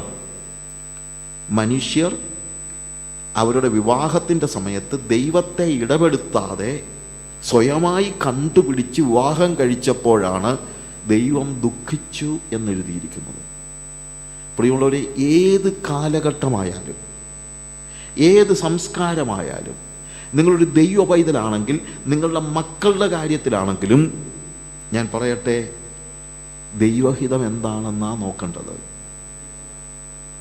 ദൈവത്തെ കാര്യം ഫലമേൽപ്പിക്കുക. ദൈവം അത് ചെയ്ത് തരും. God will do that. When God gives you a wife, അതിന് മുഖാന്തരം എന്തുമായിക്കോട്ടെ, നിങ്ങൾ M4 മാരിയിലോ എനിക്ക് I don't know, ഇങ്ങനത്തെ എന്തും ആയിക്കോട്ടെ, മറ്റുള്ള കാര്യങ്ങളൊക്കെ ആയിക്കോട്ടെ, കാര്യം ഞാൻ അതൊക്കെ ആയിരിക്കും. പക്ഷേ നിങ്ങളുടെ പ്രയോറിറ്റി എന്ന് പറയുന്നത് ദൈവം അനുവദിക്കുന്ന കല്യാണമായിരിക്കണം. നമ്മളൊക്കെ കല്യാണക്കൂടിയിലൊരു കാര്യം എഴുതി വെക്കും, വിച്ച് വിൽ be solemnized. ദൈവേഷ്ടമായാൽ എൻ്റെ മകൻ്റെ വിവാഹം. ദൈവേഷ്ടം കല്യാണക്കൂടിയിലേ ഉള്ളൂ. അതിനു മുമ്പ് ഇതൊന്നും ആലോചിക്കുന്നില്ല. അതിനു മുമ്പ് സൗന്ദര്യം, വിദ്യാഭ്യാസം, മറ്റ് 100 കൂട്ടം കാര്യങ്ങളെല്ലാം നോക്കിയിട്ട് ഒടുവിൽ കല്യാണക്കുള്ളിൽ എഴുതി വെക്കും ദൈവേഷ്ടമായാലാണ്. No, we need to ask God. ദൈവവുമായിട്ടുള്ള ആ ദൈവം പറഞ്ഞു, I will make him a suitable companion. എന്നിട്ട് ആദാമിനൊരു നിദ്ര കൊടുത്തു. അപ്പോൾ ഞാൻ ചിലപ്പോൾ ആളുകളിലേക്ക് ചോദിക്കുന്നുണ്ട്, ആദമിന് ദൈവം ഹവ്വായെ കൊടുത്തപ്പോൾ ആദാം എന്തോ ചെയ്തുകൊണ്ടിരിക്കുകയായിരുന്നു? പറ. ഉറങ്ങുമായിരുന്നു. അതാ ഏറ്റവും നല്ലത്. അപ്പം ഈ പണിയിൽ ഇവൻ കയറി ഇടപെട്ടില്ല. ഏതാ ഹവ്വായ ഉണ്ടാക്കിയപ്പോൾ അവൻ സജഷൻസ് ഒന്നും പറഞ്ഞില്ലല്ലോ. കർത്താവേ, എനിക്ക് ചുരുണ്ട മുടിയുള്ളതിനെയാണ് വേണ്ടത്, കർത്താവേ എനിക്ക് നീണ്ട നഖമുള്ളതിനെ വേണ്ടത്, ഒന്നും പറഞ്ഞില്ലല്ലോ. പറഞ്ഞില്ല. കാര്യം നിനക്ക് വേണ്ടത് എന്താണെന്നുള്ളത് ആർക്കറിയാം? ദൈവത്തിനറിയാം. ഇപ്പോൾ കുറച്ചെണ്ണം ഇറങ്ങിയിട്ടുണ്ട്, നീ സ്വപ്നം കാണണം, എങ്ങനെയുള്ള പെണ്ണിനെയാണ് വേണ്ടതെന്നുള്ളത് നീ സ്വപ്നം കണ്ട് പ്രാർത്ഥിക്കണം, അത് 3ാം തല തേർഡ് ഡയമെൻഷനിലേക്ക് കയറിപ്പോണം എന്നൊക്കെ പറഞ്ഞുകൊണ്ട്. പ്ലീസ്, ദൈവവചനത്തെ കോട്ടിമാട്ടരുതേ. What is the best way? Ask God and God will give you the best. ഒരു സംശയമില്ല. You get me? ദൈവം വാരിയലിൽ നിന്ന് സ്ത്രീയെ എടുത്തു. വാരിയലിൻ്റെ ഏറ്റവും വലിയ പ്രത്യേകത എന്താണെന്നറിയാമോ? ചിലപ്പം മാത്യു ഹെൻറി പറഞ്ഞൊരു കാര്യമുണ്ട്, ദൈവം കാലിൻ്റെ എല്ലാം നല്ലായിരുന്നു ഹവ്വായെ എടുത്തായിരുന്നെങ്കിൽ അവളെ ചവിട്ടി താഴ്ത്തായിരുന്നു, തലയോട്ടിയും നല്ല എടുത്തതാണെങ്കിൽ തലയെ കയറ്റി വെക്കായിരുന്നു. എവിടുന്നാണ് എടുത്തത്? വാരിയലിൻ്റെ പ്രത്യേകത എന്താ? That is the closest bone. Rib is the closest bone to your heart. നിന്റെ ഹൃദയത്തോട് ഏറ്റവും അടുത്തിരിക്കുന്ന എല്ലാണ് വാരിയല്. അതിൻ്റെ അർത്ഥം എന്നാ? ഭാര്യ നിന്റെ ഹൃദയത്തോട് ഏറ്റവും അടുത്തിരിക്കണം. അതിനേക്കാൾ അടുപ്പത്തിലൊന്നുമില്ല. ഫാമിലി ലൈഫിൽ ഭാര്യയ്ക്ക് അപ്പുറത്ത് യാതൊരു സ്ഥാനവും. ഭാര്യ ഹൃദയത്തോട് ചേർന്നിരിക്കുന്ന അങ്ങനെയുള്ള കുടുംബങ്ങളെ വാസ്തവത്തിൽ ദൈവികമായി ജീവിക്കുന്നത്, ദൈവികമായി കാര്യങ്ങൾ നടക്കുന്നത്. Your wife should be the closest person to you. എനിക്ക് ഒത്തിരി ഫ്രണ്ട്സ് ഉണ്ടാവും, ഒക്കെ ശരിയാണ്, പക്ഷേ ക്ലോസസ്റ്റ് ആയിട്ടുള്ളത് ആരാണ്? It is my wife. അത് നിങ്ങൾ മനസ്സിലാക്കണം. അങ്ങനെ അല്ലാതെ ആരെങ്കിലും ഉണ്ടെങ്കിൽ നിങ്ങൾ ഇവിടെ വെച്ച് തന്നെ അത് തീരുമാനമെടുക്കണം. And God gave Eve to Adam. വിവാഹം എന്ന് പറയുന്നത് എപ്പോഴും ഒരു പുരുഷനും ഒരു സ്ത്രീയും തമ്മിലാണ്, പുരുഷനും തമ്മിലല്ല. You understand what I say? Usually we used to say, God did not God gave Eve to Adam, not Steve. Adam and Steve അല്ല, Adam and Eve ആണ്. You get my point? ഇത് ഇന്ന് ഒത്തിരി പ്രോബ്ലംസ് ഉണ്ടാക്കുന്നുണ്ട്, ഒത്തിരി problems. ഇന്ത്യയെക്കുറിച്ചൊക്കെ ഞാൻ അന്ന് ഹാർവസ്റ്റിൽ ആ സമയത്ത് വി ഹാഡ് എ ഡിസ്കഷൻ ഉണ്ടായിരുന്നു ഈ ഹോമോസെക്ഷുവാലിറ്റിയെക്കുറിച്ചും മറ്റുള്ള കാര്യങ്ങളെക്കുറിച്ചുമൊക്കെ.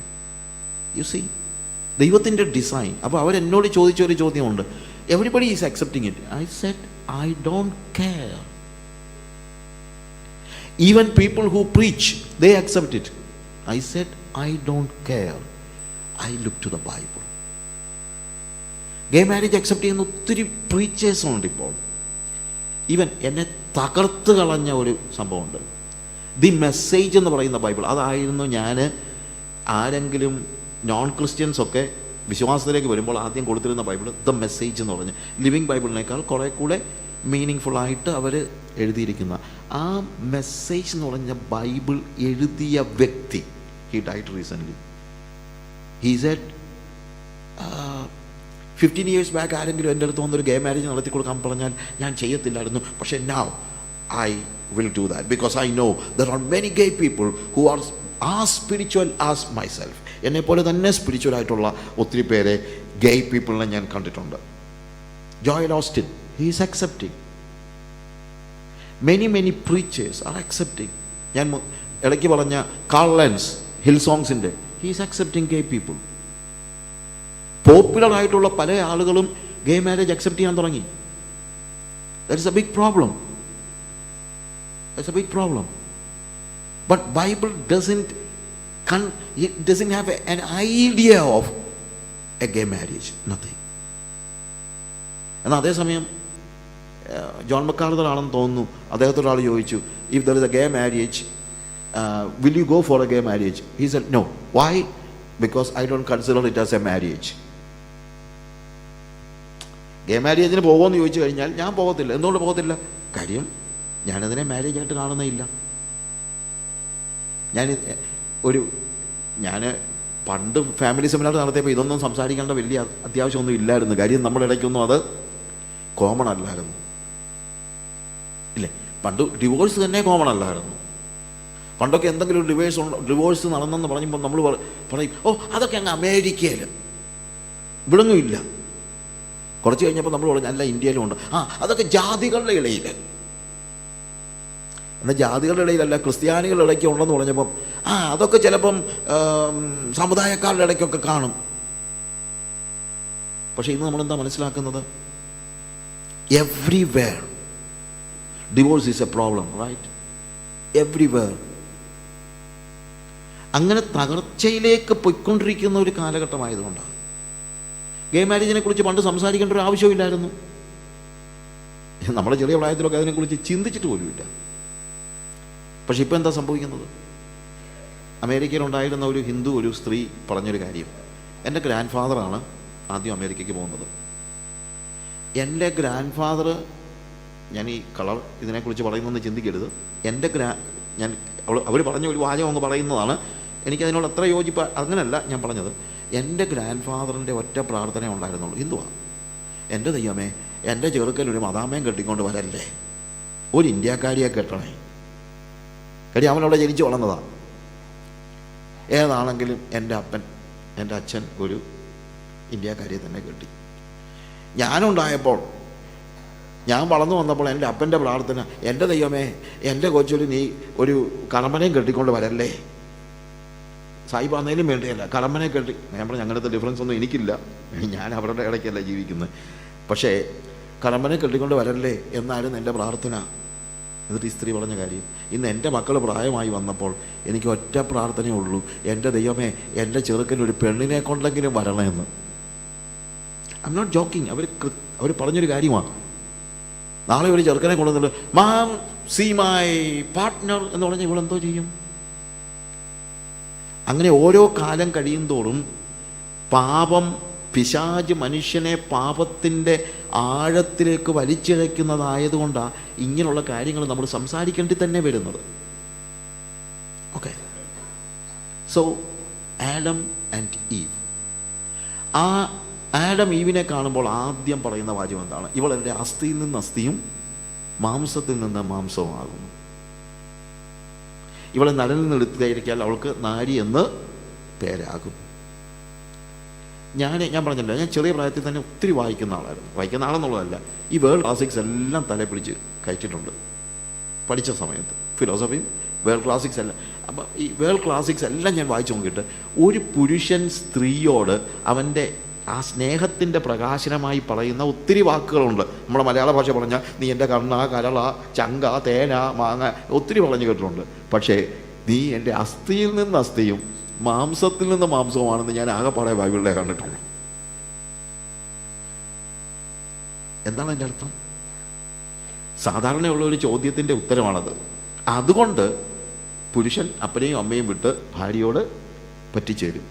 അപ്പോൾ എല്ലായിടത്തും എല്ലാ കാലഘട്ടത്തിലുള്ളൊരു ചോദ്യമുണ്ട്, എടാ ഇതെന്തോന്നാടാ ഈ ചെറുക്കൻ ഒരു പെണ്ണ് വന്ന് കയറിയപ്പോഴത്തേക്ക് രക്തം കൊടുത്ത അപ്പനെയും 10 മാസം ചുമന്ന് പറ്റ അമ്മയും കളഞ്ഞിട്ട് തേടി പെണ്ണിൻ്റെ പുറകെ പോകുന്നു, ഇതെന്തോടാ? രക്തബന്ധം പോലും ഇല്ലാത്തൊരു കൊച്ച്. പെണ്ണുമായിട്ട് നമുക്ക് രക്തബന്ധമൊന്നുമില്ലല്ലോ. അതിനുള്ള ഉത്തരം വേദോസം എന്ന് പറഞ്ഞിരിക്കുകയാണ്, ഇതേ രക്തബന്ധമല്ല, അതിനും അപ്പുറത്തുള്ള ബന്ധമാണ്. അസ്ഥിയിൽ നിന്ന് അസ്ഥിയും മാംസത്തിൽ നിന്ന് മാംസവും. So you have that kind of relationship with your wife. Inseparable ആണ്. എന്നാൽ അതിൻ്റെ അർത്ഥം അപ്പനെയും അമ്മയും ഉപേക്ഷിക്കണമെന്നല്ല. അവിടെ എഴുതിയിരിക്കുന്നത് അപ്പനെയും അമ്മയും വിട്ട് എന്നാണ്, അല്ലാതെ ഉപേക്ഷിച്ച് എന്നല്ല. ചില ടീച്ചിങ് ഉണ്ട്, ഇൻക്ലൂഡിങ് സെമിനാരികളിൽ. എൻ്റെ മോള് പഠിച്ച സെമിനാരിയിൽ ഒരിക്കലൊരു വെള്ളക്കാരി പഠിപ്പിച്ചുകൊണ്ടിരിക്കുകയാണ്. അവർ ചോദിച്ചു, ഇന്ത്യൻ സ്റ്റുഡൻസാ, ചോദിച്ചു, what you are going to do after marriage? Will you stay with your parents? ഉടനെ പിള്ളേർ പറഞ്ഞു, yes, no, that is not biblical pattern. You need to go away from your parents and you need to stay alone, you and your wife. എൻ്റെ മോളും ഒരു മലയാളി, എൻ്റെ മോള് മാത്രമേ പെണ്ണായിട്ടുള്ള സെമിനാരി പഠിക്കുന്നുള്ളൂ. അവൾ എന്നിട്ട് പറഞ്ഞു, ma'am you are wrong. Why? It is not abandoning your father and mother, it is leaving your father and mother. അപ്പനെയും അമ്മയെ ഉപേക്ഷിക്കാനല്ല അവിടെ എഴുതിയിരിക്കുന്നത്. അപ്പനെയും അമ്മയെയും വിട്ട് എന്ന് വെച്ച് കഴിഞ്ഞാൽ നിങ്ങൾ മറ്റൊരു യൂണിറ്റായി, അത്രയേ ഉള്ളൂ അവിടുത്തെ അർത്ഥം. ഇതുവരെ അപ്പനും അമ്മയും ആയിരുന്നു. അപ്പം എൻ്റെ പിള്ളേർ കല്യാണം കഴിക്കുന്നത് വരെ എൻ്റെ ഭാര്യ പാപം ചെയ്താൽ അതിൻ്റെ ഉത്തരവാദിത്വം എനിക്കാണ്. ഞാൻ പറഞ്ഞല്ലോ, ഹൗവ പഴം പറിച്ചു തിന്നു, പക്ഷേ ദൈവം ചോദിച്ചത് ആരോടാ? ആദാമിനോടാ. എൻ്റെ ഭാര്യ പാപം ചെയ്യാതിരിക്കാനുള്ള ഉത്തരവാദിത്വം കൂടെ എനിക്കുണ്ട്. എൻ്റെ കുഞ്ഞുങ്ങൾ വിവാഹം കഴിക്കുന്നത് വരെയെങ്കിലും എൻ്റെ ആൺമക്കൾ പോലും അവർ തെറ്റിൽ പെട്ടുപോകാതിരിക്കാനുള്ള ഉത്തരവാദിത്വം എനിക്കുണ്ട്. അവരെന്തെങ്കിലും തെറ്റ് ചെയ്താൽ ദൈവം എന്നോട് ചോദിക്കും, because I am the head of the family. But when you get married, you are becoming a different unit. അന്നേരം മുതൽ നീ കെട്ടിക്കൊണ്ട് വന്ന ഭാര്യയുടെ കംപ്ലീറ്റ് ഉത്തരവാദിത്വം ഈ ചെറുക്കനാണ്. അത്രയേ ഉള്ളൂ ആ വാക്യത്തിൻ്റെ അർത്ഥം. അല്ലാതെ അപ്പനെയും അമ്മയും ഉപേക്ഷിക്കുന്നവൻ്റെ കണ്ണ് കഴുകാൻ കൊത്തിപ്പറിച്ച് കളയുമെന്നാണ് സദൃശവാക്യങ്ങൾ പറയുന്നത്. You are not supposed to abandon your father and mother because you got married. No. But you need to leave your father and mother and cleave to your wife. That is emotional attachment. And you shall become one. ഇരുവരും ഒരു ദേഹം ആയിത്തീരും. That speaks about your physical relationship. Physical relationship എന്ന് പറയുന്നത് ഒരു divine ബ്ലെസ്സിങ്ങാണ്. ഞാൻ പച്ചയ്ക്ക് പറയാം, അല്ലെന്നൊക്കെ പഠിപ്പിക്കുന്ന ആളുകളുണ്ട്, തെറ്റിപ്പോകരുത്. You understand? ഫിസിക്കൽ റിലേഷൻഷിപ്പ് ഒരു ഡിവൈൻ ബ്ലെസ്സിങ് ആണ്. ഭാര്യയും ഭർത്താവും അവരുടെ sexual relation it is godly. അത് ദൈവികമാണ്, അല്ലാതെ അത് സാത്താൻ കൊണ്ടുവന്നതല്ല, അത് പാപമല്ല. പക്ഷേ ആരുമായിട്ടേ ആകാവൂ? ഭാര്യയുമായിട്ട് മാത്രം. ഭാര്യയ്ക്കപ്പുറത്ത് outside your marriage you cannot have, no question of premarital sex or extra marital sex. വിവാഹത്തിന് മുമ്പുള്ള ലൈംഗികതയോ വിവാഹേതര ലൈംഗികതയോ വേദപുസ്തകം വിഭാവന ചെയ്യുന്നില്ല. That is 100% sin. 100% സിൻ. പുതിയ തലമുറയിൽ ഇത് പറഞ്ഞിട്ട് അർത്ഥമില്ല. അർത്ഥമില്ലെന്ന് പറഞ്ഞിട്ട് കാര്യമില്ല. Because that's what the Bible says. മൊസാംബിക്കിൽ ഒരു പ്രാവശ്യം അവരുടെ റേഡിയോയിൽ അവരെന്നോട് ഇങ്ങനെ ക്വസ്റ്റ്യൻസ് ചോദിച്ചപ്പോഴത്തേക്ക് ഇന്ത്യയെക്കുറിച്ചുള്ള ഒരു ഡിസ്കഷനാണ്. അപ്പം how about your family life in India? ഞാൻ പറഞ്ഞു many things you cannot leave. ഞാൻ പറഞ്ഞു Y?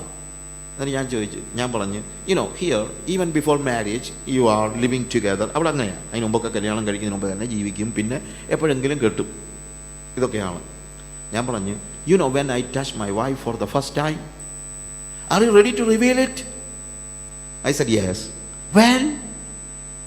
I said, when the pastor gave her hands in my hands, that was my first touch. Really? അവൾക്ക് ഇതൊക്കെ ഏതാണ്ട് വലിയ സി. പക്ഷേ ഞാൻ ചോദിക്കുന്ന ചോദ്യം ഇതാണ്. I am following a Bible that is the scripture given to me by God, and because God doesn't change, my scripture doesn't change. ദൈവത്തിന് വ്യത്യാസമില്ലാത്തത് കൊണ്ട് ദൈവത്തിൻ്റെ വചനത്തിനും മാറ്റമില്ല. ഓക്കെ, ഇവൾ എൻ്റെ അസ്ഥിയിൽ അസ്ഥിയുടെ മാംസത്തിന് മാംസവും, അതുകൊണ്ട് അവൻ അപ്പനെയും അമ്മയും വിട്ട് ഭാര്യയോട് പറ്റിച്ചേരും. അതിൻ്റെ അടുത്ത വാചകം എഴുതിയിരിക്കുന്നത് നിങ്ങൾക്കറിയാവുന്ന ഞാൻ വാക്യങ്ങൾ വായിക്കാത്തത്. മനുഷ്യനും അവൻ്റെ ഭാര്യയും ഇരുവരും നഗ്നരായിരുന്നു, അവർക്ക് നാണം തോന്നിയില്ല താനും. എന്താ അതിൻ്റെ അർത്ഥം? It doesn't speak about physical nakedness. നമുക്ക് പെട്ടെന്ന് തോന്നും അതാണ് അതിൻ്റെ അർത്ഥമെന്ന്. ഓക്കെ, അങ്ങനെയാണെന്ന് തന്നെ വെച്ചു. പക്ഷേ അവിടുത്തെ അർത്ഥം ഇതാണ്: അവർക്ക് മറയ്ക്കാനൊന്നുമില്ലായിരുന്നു. You get my point? ഭാര്യയും ഭർത്താവിനും ഇടയ്ക്ക് മറയ്ക്കാനൊന്നുമില്ല അവർക്ക്. They did not have a private world. എനിക്കൊരു പ്രൈവറ്റ് ലോകമുള്ളത് കൊണ്ടാണ് ഞാൻ വസ്ത്രം ധരിക്കുന്നത്. ഇപ്പം അല്ലെങ്കിൽ പ്രസൻറ്റബിൾ ആകാനായിട്ട് ഞാൻ നോക്കുന്നത്. വെൻ സംബഡി ഈസ് ഞാൻ വീട്ടിൽ ഒരാൾ ബെല്ലടിച്ച് കഴിഞ്ഞാൽ മേ ബി ഞാനൊരു സാൻഡോ ബെനീനെ വെറുതെ ഒരു ബെനീനെ വിട്ടുകൊണ്ട് ഒരു ഷോർട്ട്സ് വിട്ടുകൊണ്ട് നിൽക്കുകയായിരിക്കും. അപ്പോൾ ഇത് ആരാ വന്നതെന്ന് എനിക്കറിയത്തില്ല. I'm not going to open the door all on a sudden. What I do? പെട്ടെന്ന് തന്നെ ഞാൻ ഒരു ഷർട്ട് എടുത്തിട്ടു. നേരെയൊക്കെ ഷർട്ട് എടുത്തിടുന്നതിന് എന്തിനു വേണ്ടിയാണ്? എനിക്ക് വേണ്ടിയല്ല. ആർക്ക് വേണ്ടിയാണ്? എനിക്ക് മറയ്ക്കാനായിട്ടുള്ള ഒരു പ്രൈവറ്റ് പാർട്സ് ഉണ്ട്, എനിക്ക് പ്രൈവറ്റ് വേൾഡുണ്ട്. അതാണ് നഗ്നത. അപ്പോൾ ഭാര്യയും ഭർത്താവും ഇരുവരും നഗ്നരായിരുന്നു പറഞ്ഞു കഴിഞ്ഞാൽ അവർക്കൊരു പ്രൈവറ്റ് ലോകമില്ലായിരുന്നു. ഇതാണ് കുടുംബജീവിതത്തിൽ നമ്മൾ ഓർക്കേണ്ടതായ ഏറ്റവും പ്രധാനപ്പെട്ട കാര്യം. Once you are married, you are one. You should not have anything to hide. മറയ്ക്കാനൊന്നുമില്ലാത്ത ഒരു ലോകം. പക്ഷേ ഇന്നത്തെ ഒരു വലിയ പ്രോബ്ലം എന്താണെന്ന് ചോദിച്ചു കഴിഞ്ഞാൽ, we have our own world. നിങ്ങളിൽ തന്നെ പലർക്കും ഞാൻ ഈ പറയുന്നത് ഇഷ്ടപ്പെടത്തില്ല, എനിക്കറിയാം. പക്ഷേ I tell you, you are one unit. You are one unit. ആ ഒരു യൂണിറ്റാണെന്നുള്ള കാഴ്ചപ്പാടില്ലാത്ത സമയങ്ങളിലാണ് കുടുംബങ്ങളിൽ പ്രശ്നം ഉണ്ടാകുന്നത്. നേരത്തെ എന്നൊക്കെ എന്ന് പറഞ്ഞു കഴിഞ്ഞാൽ പുരുഷന്മാർ പണിയെടുക്കുന്നു, അധ്വാനിക്കുന്നു, അവരുടെ കയ്യിൽ വരുമാനവും മറ്റുള്ള കാര്യങ്ങൾ വരുന്നു, ഭാര്യമാർ അവരെ അനുസരിച്ച് ജീവിക്കുന്നു. ഇപ്പം അങ്ങനെയല്ല. ഇപ്പം എല്ലാവരും അധ്വാനിക്കുന്നു, എല്ലാവർക്കും ജീവിക്കാനുള്ള കപ്പാസിറ്റി ഉണ്ട്, എല്ലാവർക്കും വിദ്യാഭ്യാസമുണ്ട്, എല്ലാവർക്കും അവരുടെ പ്രൈവറ്റ് ലോകമുണ്ട്. ഇത് തെറ്റാണെന്ന് ചോദിച്ചാൽ തെറ്റല്ല. പക്ഷേ പ്രൈവറ്റ് ലോകം കുടുംബജീവിതത്തിലില്ല. നിങ്ങൾ അധ്വാനിക്കുകയോ എന്ത് വേണേൽ ചെയ്തോ. പക്ഷേ നിങ്ങൾ ആർക്ക് വേണ്ടി അധ്വാനിക്കുന്നത്? നിങ്ങൾക്ക് വേണ്ടിയല്ല. നിങ്ങൾ അധ്വാനിക്കുന്നത് നിങ്ങളുടെ കുടുംബത്തിന് വേണ്ടിയാണ്. നിങ്ങളുടെ കുടുംബം എന്ന് പറഞ്ഞാൽ ആരാണ്? നിങ്ങളും നിങ്ങളുടെ ഭാര്യയും ഭർത്താവും കുഞ്ഞുങ്ങളും. ഈ യൂണിറ്റ്, അതിനുവേണ്ടിയാണ് നിങ്ങൾ അധ്വാനിക്കുന്നത്. അതിനുവേണ്ടി എന്ന് പറഞ്ഞു കഴിഞ്ഞാൽ നിങ്ങളുടെ സകല അധ്വാനവും സമ്പാദ്യവും എല്ലാം ഈ യൂണിറ്റിൻ്റെ വകയാണ്.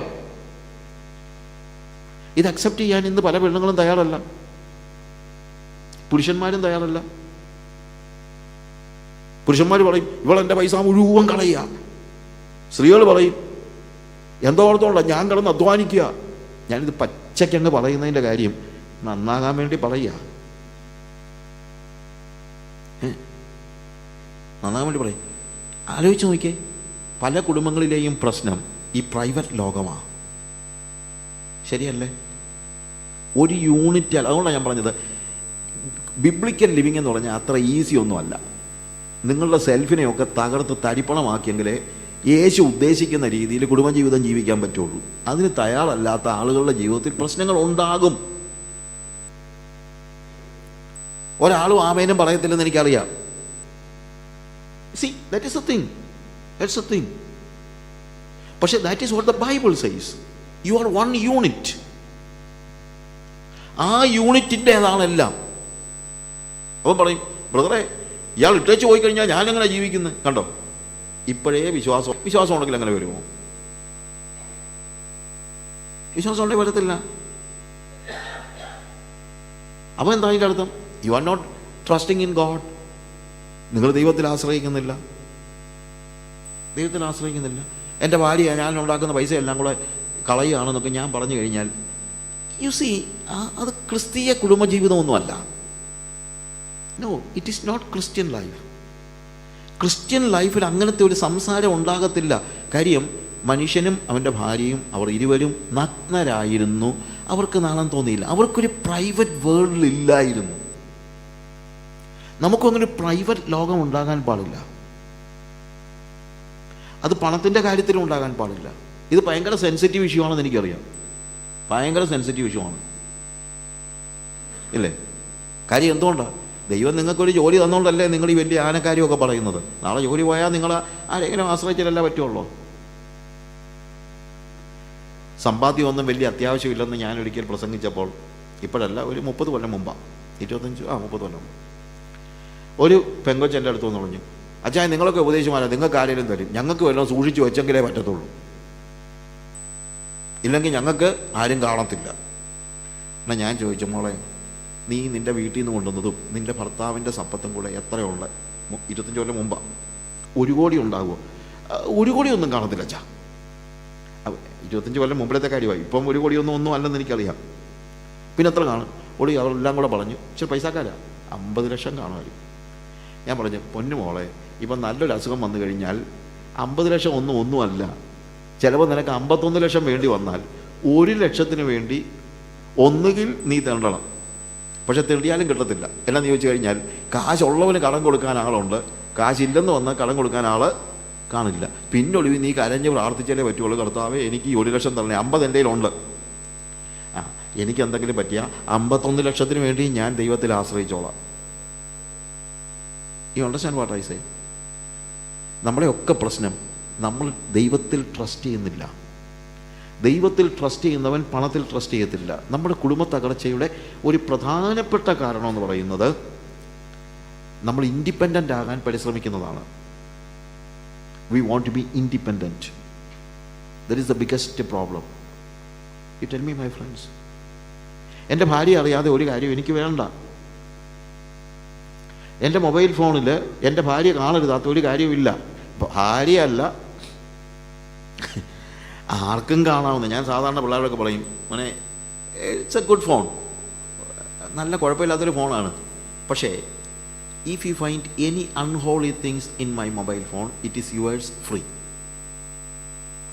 എൻ്റെ ഫോണിൽ അശുദ്ധമായ എന്തെങ്കിലും ഒന്ന് കണ്ടാൽ ഫ്രീ ആയിട്ട് എടുത്തോ. ഇത് ഇപ്പോഴും ഞാൻ പറയാം.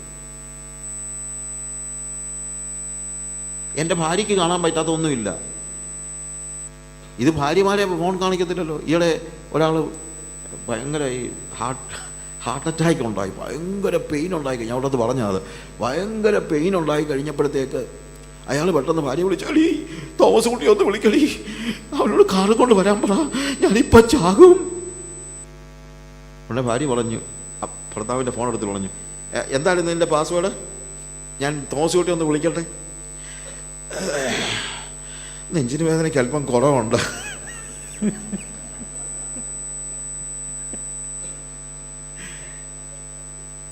കാര്യം ചത്താലും എന്ത് ചെയ്യത്തില്ല, പാസ്വേഡ് പറഞ്ഞു കൊടുക്കത്തില്ല. അത് ക്രിസ്തീയ ജീവിതമല്ല. എൻ്റെ അടുത്ത് കൗൺസിലിങ്ങിന് വരുന്ന പല ആളുകളും പറയുന്നൊരു കാര്യമുണ്ട്, ബ്രദറെ ഞാൻ ഒരു ദിവസം നോക്കിയപ്പോൾ എൻ്റെ ഭർത്താവിൻ്റെ ഫോണിൽ വേറൊരു പെണ്ണിൻ്റെ പടം കണ്ടു. നീ എന്തിനാ നോക്കാൻ പോയേ?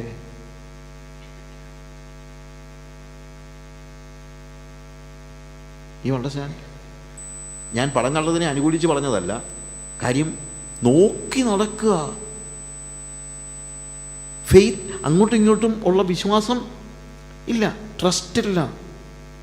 ഭാര്യമാരെ ഭർത്താക്കന്മാർക്ക് വിശ്വാസമില്ല, ഭർത്താക്കന്മാരെ ഭാര്യമാർക്ക് വിശ്വാസമില്ല. കാര്യം എന്താ? ഗോഡ് സെൻറ്റേഡ് ലിവിങ് അല്ലാതെ അവർക്ക് പ്രൈവറ്റ് വേൾഡാണ്. Private world. That is not Christian life. That is not Christian life. Because it is God who united you. And God said, you shall become one flesh. അത് ദൈവത്തിൻ്റെ കൽപ്പനയാണ്. അത് നമ്മൾ മനസ്സിലാക്കണം. അത് നമ്മൾ വിശ്വസിച്ചാലും ഇല്ലെങ്കിലും. ഇപ്പം ഞാനിതിലെ കൂടെ അങ്ങോട്ടും ഇങ്ങോട്ടും നടന്നു കഴിഞ്ഞാൽ ആരും ഒന്നും പറയത്തില്ല. പക്ഷേ ഞാൻ ഒരു ടെറസിൻ്റെ മണ്ടയ്ക്ക് നടക്കുകയാണെന്ന് വെച്ചോ, ടെറസിൻ്റെ മണ്ടയ്ക്ക് അങ്ങോട്ടും ഇങ്ങോട്ടും നടന്നിട്ട് പാരപ്പറ്റില്ല, ഞാനതിൻ്റെ കോർണറിൽ വന്നിട്ട് കാലെടുത്ത് വെക്കാൻ തുടങ്ങി കഴിഞ്ഞാൽ നിങ്ങൾ തന്നെ പറയും, അബദ്ധം കാണിക്കരുത്. നമ്മൾ എന്താ അബദ്ധം? നിങ്ങൾ താഴെ വീഴും. ഞാൻ ഇത്രയും നേരം നടന്നിട്ട് താഴെ വീണില്ലല്ലോ. അത് നിങ്ങൾ ടെറസിൻ്റെ മണ്ടയ്ക്കുള്ളതാണ് നടന്നത്. നിങ്ങൾ ഇവിടെ വായുവിലോട്ട് കാലെടുത്ത് വെച്ച് കഴിഞ്ഞാൽ നിങ്ങൾ താഴെ വീഴും. അതെന്താ? അതാണ് ഗുരുത്വാകർഷണ നിയമമെന്ന് ഇയാൾ കേട്ടിട്ടുണ്ടോ? ഞാൻ കേട്ടിട്ടില്ല. ഭൂമി ഭാരമുള്ള വസ്തുക്കളെ ആകർഷിക്കും, ഇയാൾ താഴെ വീഴും. ഞാൻ ഇന്നുവരെ അത് കേട്ടിട്ടുമില്ല, ഞാനത് വിശ്വസിക്കുന്നുമില്ല എന്ന് പറഞ്ഞുകൊണ്ട് കാലെടുത്ത് വെച്ചാൽ ആകാശത്ത് നിൽക്കുമോ? ഇല്ല. അപ്പോൾ അതുകൊണ്ട് വേദപുസ്തകം അംഗീകരിച്ചാലും അംഗീകരിച്ചില്ലെങ്കിലും കുടുംബത്തെ സൃഷ്ടിച്ചത് ദൈവമായതുകൊണ്ട് ആ ദൈവത്തിൻ്റെ നിയമങ്ങൾ അനുസരിച്ച് പോകുന്ന കുടുംബമേ നിലനിൽക്കത്തുള്ളൂ, അല്ലെങ്കിൽ തകർന്നു പോകും. അത് നിങ്ങൾ മനസ്സിലാക്കണം. ഞാൻ പറഞ്ഞല്ലോ, കുടുംബജീവിതത്തിലെ ഒത്തിരി കാര്യങ്ങൾ നമുക്ക് പറയാനുണ്ട്, ഒത്തിരി കാര്യങ്ങൾ. എന്നാൽ ഏറ്റവും കുടുംബജീവിതം അത്യാവശ്യമാണ്. ആ കുടുംബജീവിതത്തിൽ നിലനിൽക്കേണ്ടതായ ഓർത്തിരിക്കേണ്ടതായ പലവിധമായ കാര്യങ്ങളുണ്ട്. സഭാപ്രസംഗിയുടെ പുസ്തകം വായിക്കുമ്പോൾ അതിൻ്റെ 4-ാമത്തെ അധ്യായത്തിൽ പെട്ടെന്ന് ഞാൻ 1-2 കാര്യങ്ങൾ പറയാം. 9 മുതലുള്ള വാക്യങ്ങൾ, ഇറ്റ് സ്പീക്സ് അബൌട്ട് മാരേജ്. ഒരുവനേക്കാൾ ഇരുവർ നല്ലത്, അവർക്ക് തങ്ങളുടെ പ്രയത്നത്താൽ നല്ല പ്രതിഫലം കിട്ടുന്നു. ഒരാൾ തന്നെ അധ്വാനിക്കുന്നത് പോലെ അല്ല 2 പേർ അധ്വാനിച്ചാൽ. 2 പേർ അധ്വാനിക്കുമ്പോൾ, ഇത് ജോലി ചെയ്യുന്ന കാര്യത്തെക്കുറിച്ച് മാത്രമല്ല, അവരുടെ പ്രയത്നഫലത്താൽ. അപ്പോൾ ഒരു മേശ ഞാൻ തന്നെ എടുക്കാൻ നോക്കിയാൽ നടക്കത്തില്ല, നിങ്ങൾ തന്നെ എടുക്കാനും നോക്കി നടക്കത്തില്ല. പക്ഷേ 2 പേര് കൂടി പിടിക്കുകയാണെങ്കിൽ ഇറ്റ് ഈസ് ഈസി. പക്ഷേ ഒരു മനസ്സോടെ വേണം പിടിക്കാൻ. പണ്ടൊരാളൊരു മേശ പുറത്തോട്ട് കൊണ്ടുപോകാനായിട്ട് ഇങ്ങനെ പിടിച്ച് പകുതിയായി അവിടെ നിൽക്കുക. ഇത് അങ്ങോട്ട് കൊണ്ടുപോകാൻ പറ്റുന്നില്ല ഇയാൾക്ക്. അപ്പം വഴിയിൽ വെച്ച് ഒരാൾ നോക്കിയപ്പോഴത്തേക്ക് എൻ്റെ കൂട്ടുകാരനാണ് എന്ന് വെച്ചു. കൂട്ടുകാരൻ വന്നിട്ട് ചോദിച്ചു, എന്തോളൂ ഈ മേശ ഇങ്ങനെ അങ്ങോട്ടും ഇങ്ങോട്ടും പോകാതെ ഇങ്ങനെ നിൽക്കുക. ഞാൻ സഹായിക്കാമെന്ന് പറഞ്ഞ് പിടിച്ചു. ഞങ്ങൾ 2 കൂടെ അരമണിക്കൂർ പിടിച്ചു. മേശ അകത്തോട്ട് കയറ്റാൻ പുറത്തോട്ട് കൊണ്ടുപോകാൻ പറ്റിയില്ല. ഉടനെ ഞാൻ പറഞ്ഞു, നമ്മൾ 2 പേരും അധ്വാനിച്ചിട്ട് മേശ പുറത്തോട്ട് കൊണ്ടുപോകാൻ പറ്റിയില്ലല്ലോ എന്ന് പറഞ്ഞപ്പോൾ അയാൾ പറയാം, ഇയാളിത് പുറത്തോട്ട് കൊണ്ടുപോകാൻ നോക്കുമായിരുന്നു, ഞാനിത് അകത്തോട്ട് കയറ്റാൻ നോക്കുമായിരുന്നു. അപ്പോൾ 2 പേര് അധ്വാനിക്കുന്നെന്ന് പറഞ്ഞിട്ട് കാര്യമില്ല. അധ്വാനിക്കുന്നത് ഒരു മനസ്സോടെ വേണം. ഭാര്യയും ഭർത്താവും ഒരു മനസ്സോടെ പ്രവർത്തിക്കണം, ഒരു മനസ്സോടെ. അപ്പോഴാണ് അവരുടെ പ്രവർത്തനത്തിന് പ്രതിഫലം ലഭിക്കുന്നത്. വീണാൽ ഒരുവൻ മറ്റവനെ എഴുന്നേൽപ്പിക്കും. ഏകാകി വീണാലും അവനെ എഴുന്നേൽപ്പിപ്പാൻ ആരുമില്ലായ്ക കൊണ്ട് അവർക്ക് അയ്യോ കഷ്ടം. വീണാൽ ഒരുവൻ മറ്റവനെ എഴുന്നേൽപ്പിക്കും. എൻ്റെ പ്രിയമുള്ളവരെ, കുടുംബജീവിതത്തിൽ ഒരു പാർട്ട്ണർക്ക് പറ്റുന്ന പാളിച്ച എന്തെങ്കിലും ഉണ്ടായെന്ന് വെച്ചാൽ, അയാൾ വീണെന്നിരിക്കട്ടെ, അല്ലെങ്കിൽ അവൾ വീണെന്നിരിക്കട്ടെ, ഒരു പാപം ചെയ്തെന്നിരിക്കട്ടെ, തെറ്റിയെന്നിരിക്കട്ടെ, എന്തും ആയിക്കോട്ടെ, it is a responsibility of the partner to give a hand for her. ആ പാർട്ട്ണറുടെ ചുമതലയാണ് താഴെ വീണയാളെ പൊക്കിക്കൊണ്ടുവരിക എന്ന് പറയുന്നത്. അത് നിങ്ങൾ മനസ്സിലാക്കണം. എൻ്റെ ഭാര്യ പെർഫെക്റ്റ് അല്ല, ഞാനും പെർഫെക്റ്റ് അല്ല, ആരും പെർഫെക്റ്റ് ആയിട്ടൊന്നുമല്ല. അത് നിങ്ങൾ മനസ്സിലാക്കണം. ഒരു കാരണവശാലും എല്ലായ്പ്പോഴും എന്തെങ്കിലും ഒരു പാളിച്ച് ആർക്കെങ്കിലും പറ്റിയാൽ അത് മറ്റേ ആളത് തീർത്തു കൊടുക്കണം. That is there. അത് നിങ്ങൾ മനസ്സിലാക്കണം. അല്ലാതെ കുറ്റം പറയുകയല്ല, അങ്ങോട്ടും ഇങ്ങോട്ടും കാര്യങ്ങൾ ചെയ്യല്ല. ഇപ്പം ഞാൻ ഈ FSC ലേഖനം 5-ാം അധ്യായത്തിൻ്റെ 21 മുതലുള്ള വാക്യങ്ങൾ നമ്മൾ വായിക്കുമല്ലോ, അറിയാമല്ലോ. അവിടെ ഭാര്യാഭർത്താക്കന്മാരുടെ ചുമതലകൾ പറയുമ്പോൾ ഭാര്യമാരെ നിങ്ങൾ ഭർത്താക്കന്മാർക്ക് കീഴടങ്ങിയിരിപ്പിൻ. താഴെ പറയുന്നു, ഭർത്താക്കന്മാരെ നിങ്ങളുടെ ഭാര്യമാരെ സ്നേഹിപ്പിൻ. അപ്പം ഞാൻ ഇത് പഠിപ്പിക്കുമ്പം പലപ്പോഴും ആളുകൾ ചോദിക്കും, എൻ്റെ പൊന്ന് സാറേ, ഇയാൾക്ക് എങ്ങനെയാണ് കീഴടങ്ങിയിരിക്കുന്നത്? അയാൾ എന്നെ ഒന്ന് ഒരു തുള്ളി പോലും സ്നേഹിക്കുന്നില്ല, പിന്നെ എങ്ങനെ ഞാൻ കീഴടങ്ങിയിരിക്കുന്നത്? ഭർത്താക്കന്മാരോട് ചോദിക്കാൻ പറയും, എൻ്റെ പൊന്ന് സാറേ, ഇവളെ സ്നേഹിക്കാനോ? എൻ്റെ തലേ കയറാൻ വരുന്ന ഇവളെ ഞാനെങ്ങനെയാണ് സ്നേഹിക്കുന്നത്? അവർ രണ്ടും പറയുന്നത് കറക്റ്റാണ്. അപ്പോൾ എന്താ ഇതിൻ്റെ റിമഡി? ഞാനവരോട് പറയും, ദൈവം നിങ്ങളോട് പറഞ്ഞ കാര്യം നിങ്ങൾ ചെയ്യുക. നിങ്ങളുടെ ഭർത്താവ് നിങ്ങളെ സ്നേഹിച്ചാലും സ്നേഹിച്ചില്ലെങ്കിലും ദൈവം പറഞ്ഞിരിക്കുന്നു, നീ കീഴടങ്ങിയിരിക്കണം. നിൻ്റെ ഭാര്യ നിനക്ക് കീഴടങ്ങിയാലും കീഴടങ്ങിയില്ലെങ്കിലും ദൈവം നിന്നോട് പറഞ്ഞിരിക്കുന്നു, നീ സ്നേഹിക്കണം. നിന്നോട് പറഞ്ഞ കാര്യം നീ അങ്ങ് ചെയ്യുക. U understand what I say? ഇതൊക്കെ നമുക്ക് അക്സെപ്റ്റ് ചെയ്യാനായിട്ട് ബുദ്ധിമുട്ടായിട്ട് തോന്നും, പക്ഷേ അത് ദൈവത്തിൻ്റെ വചനമാണ്. ദൈവത്തിൻ്റെ വചനമാണ്. സ്നേഹിക്കുന്ന ഭർത്താവിന് മാത്രം കീഴടങ്ങിയിരിക്കണമെന്ന് അവിടെ പറഞ്ഞിട്ടില്ല. കീഴടങ്ങുന്ന ഭാര്യയെ മാത്രം സ്നേഹിക്കണമെന്നും പറഞ്ഞിട്ടില്ല. ഒരാൾക്ക് പാളിച്ച ഉണ്ടായാൽ മറ്റേ ആൾ ആ പാളിച്ച തീർക്കണം. പാർട്ട്നേഴ്സിനെ സഹിക്കണം, പാർട്ട്നേഴ്സിനെ വഹിക്കണം. ഭാര്യ ഭർത്താവിനെയും ഭർത്താവ് ഭാര്യയെയും വഹിക്കണം. കാര്യം ദൈവം നിങ്ങൾക്ക് തന്നതാണ് നിങ്ങളുടെ ഭർത്താവ്, ദൈവം നിങ്ങൾക്ക് തന്നതാണ് നിങ്ങളുടെ ഭാര്യ. അതിന് യാതൊരു സംശയമില്ല. ഒരുവൻ വീണാൽ മറ്റവനെ എഴുന്നേൽപ്പിക്കും.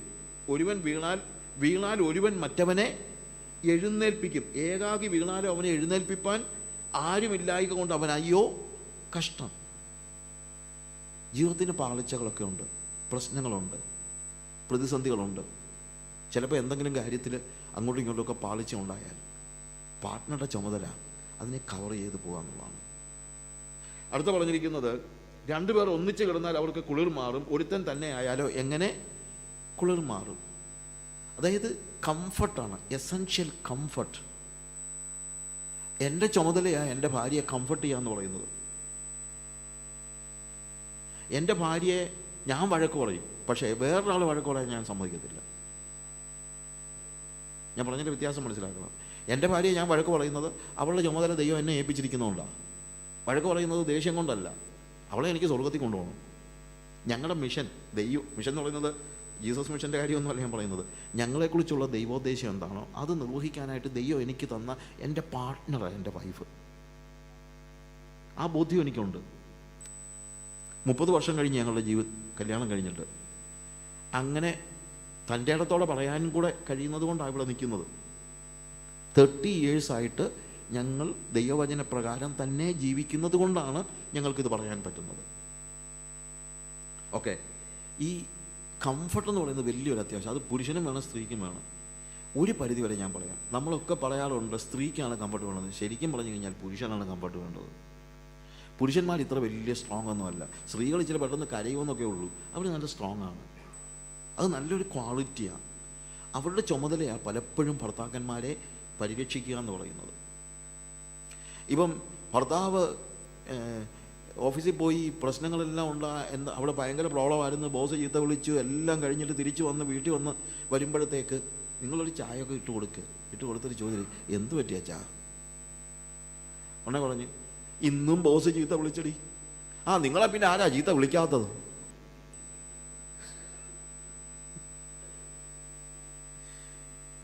എവിടെയാണ് കംഫർട്ട്? പകരം എന്ത് പറയണം? അയാൾക്ക് വിവരമുണ്ടോ വെച്ചാൽ എനിക്കറിയാമല്ലോ. അയാൾക്ക് വിവരമില്ലെന്നേ. ഇതുപോലൊരു സാധനം ആരാ? ബോസിനെ അവൾ കണ്ടിട്ടുമില്ല, ഒന്നുമില്ല. എന്നാലും ഒരു കംഫർട്ടാണ് ഭർത്താവിന്. U understand what I say? He needs comfort. ഒരു പക്ഷേ ഭാര്യയുടെ വീട്ടുകാരോ എന്തെങ്കിലും കാര്യങ്ങൾ, അല്ലെങ്കിൽ ഭർത്താവിൻ്റെ വീട്ടുകാരെ ആരെങ്കിലും എന്തെങ്കിലുമൊക്കെ ഇവളെ പറഞ്ഞ് ഇവളങ്ങ് ഡെസ്പായിരിക്കുന്ന സമയത്ത് ഭർത്താവ് വന്നിട്ട് പറയാം, മോളെ വി ആർ ടുഗദർ. നീ എന്തിനാ അത്ര പേടിക്കുന്നേ? നീ എന്തിനാ അത്രയ്ക്ക് വിഷമിക്കുന്നത്? ഞാനല്ലേ നിന്നെ കെട്ടിയത് എന്നൊന്ന് ചോദിച്ചാൽ എന്തൊരു കംഫർട്ടായിരിക്കും. പ്രായോഗികമായ പല കാര്യങ്ങളും ഞാൻ പറയുന്നത്. So you are together. ഇനി അടുത്തത് പെട്ടെന്ന് ഞാൻ പറയാണ്, ഒരുത്തനെ ആരെങ്കിലും ആക്രമിച്ചാൽ രണ്ടുപേർക്കും അവനോട് എതിർത്ത് നിൽക്കാം. അതാ ഞാൻ പറഞ്ഞത്.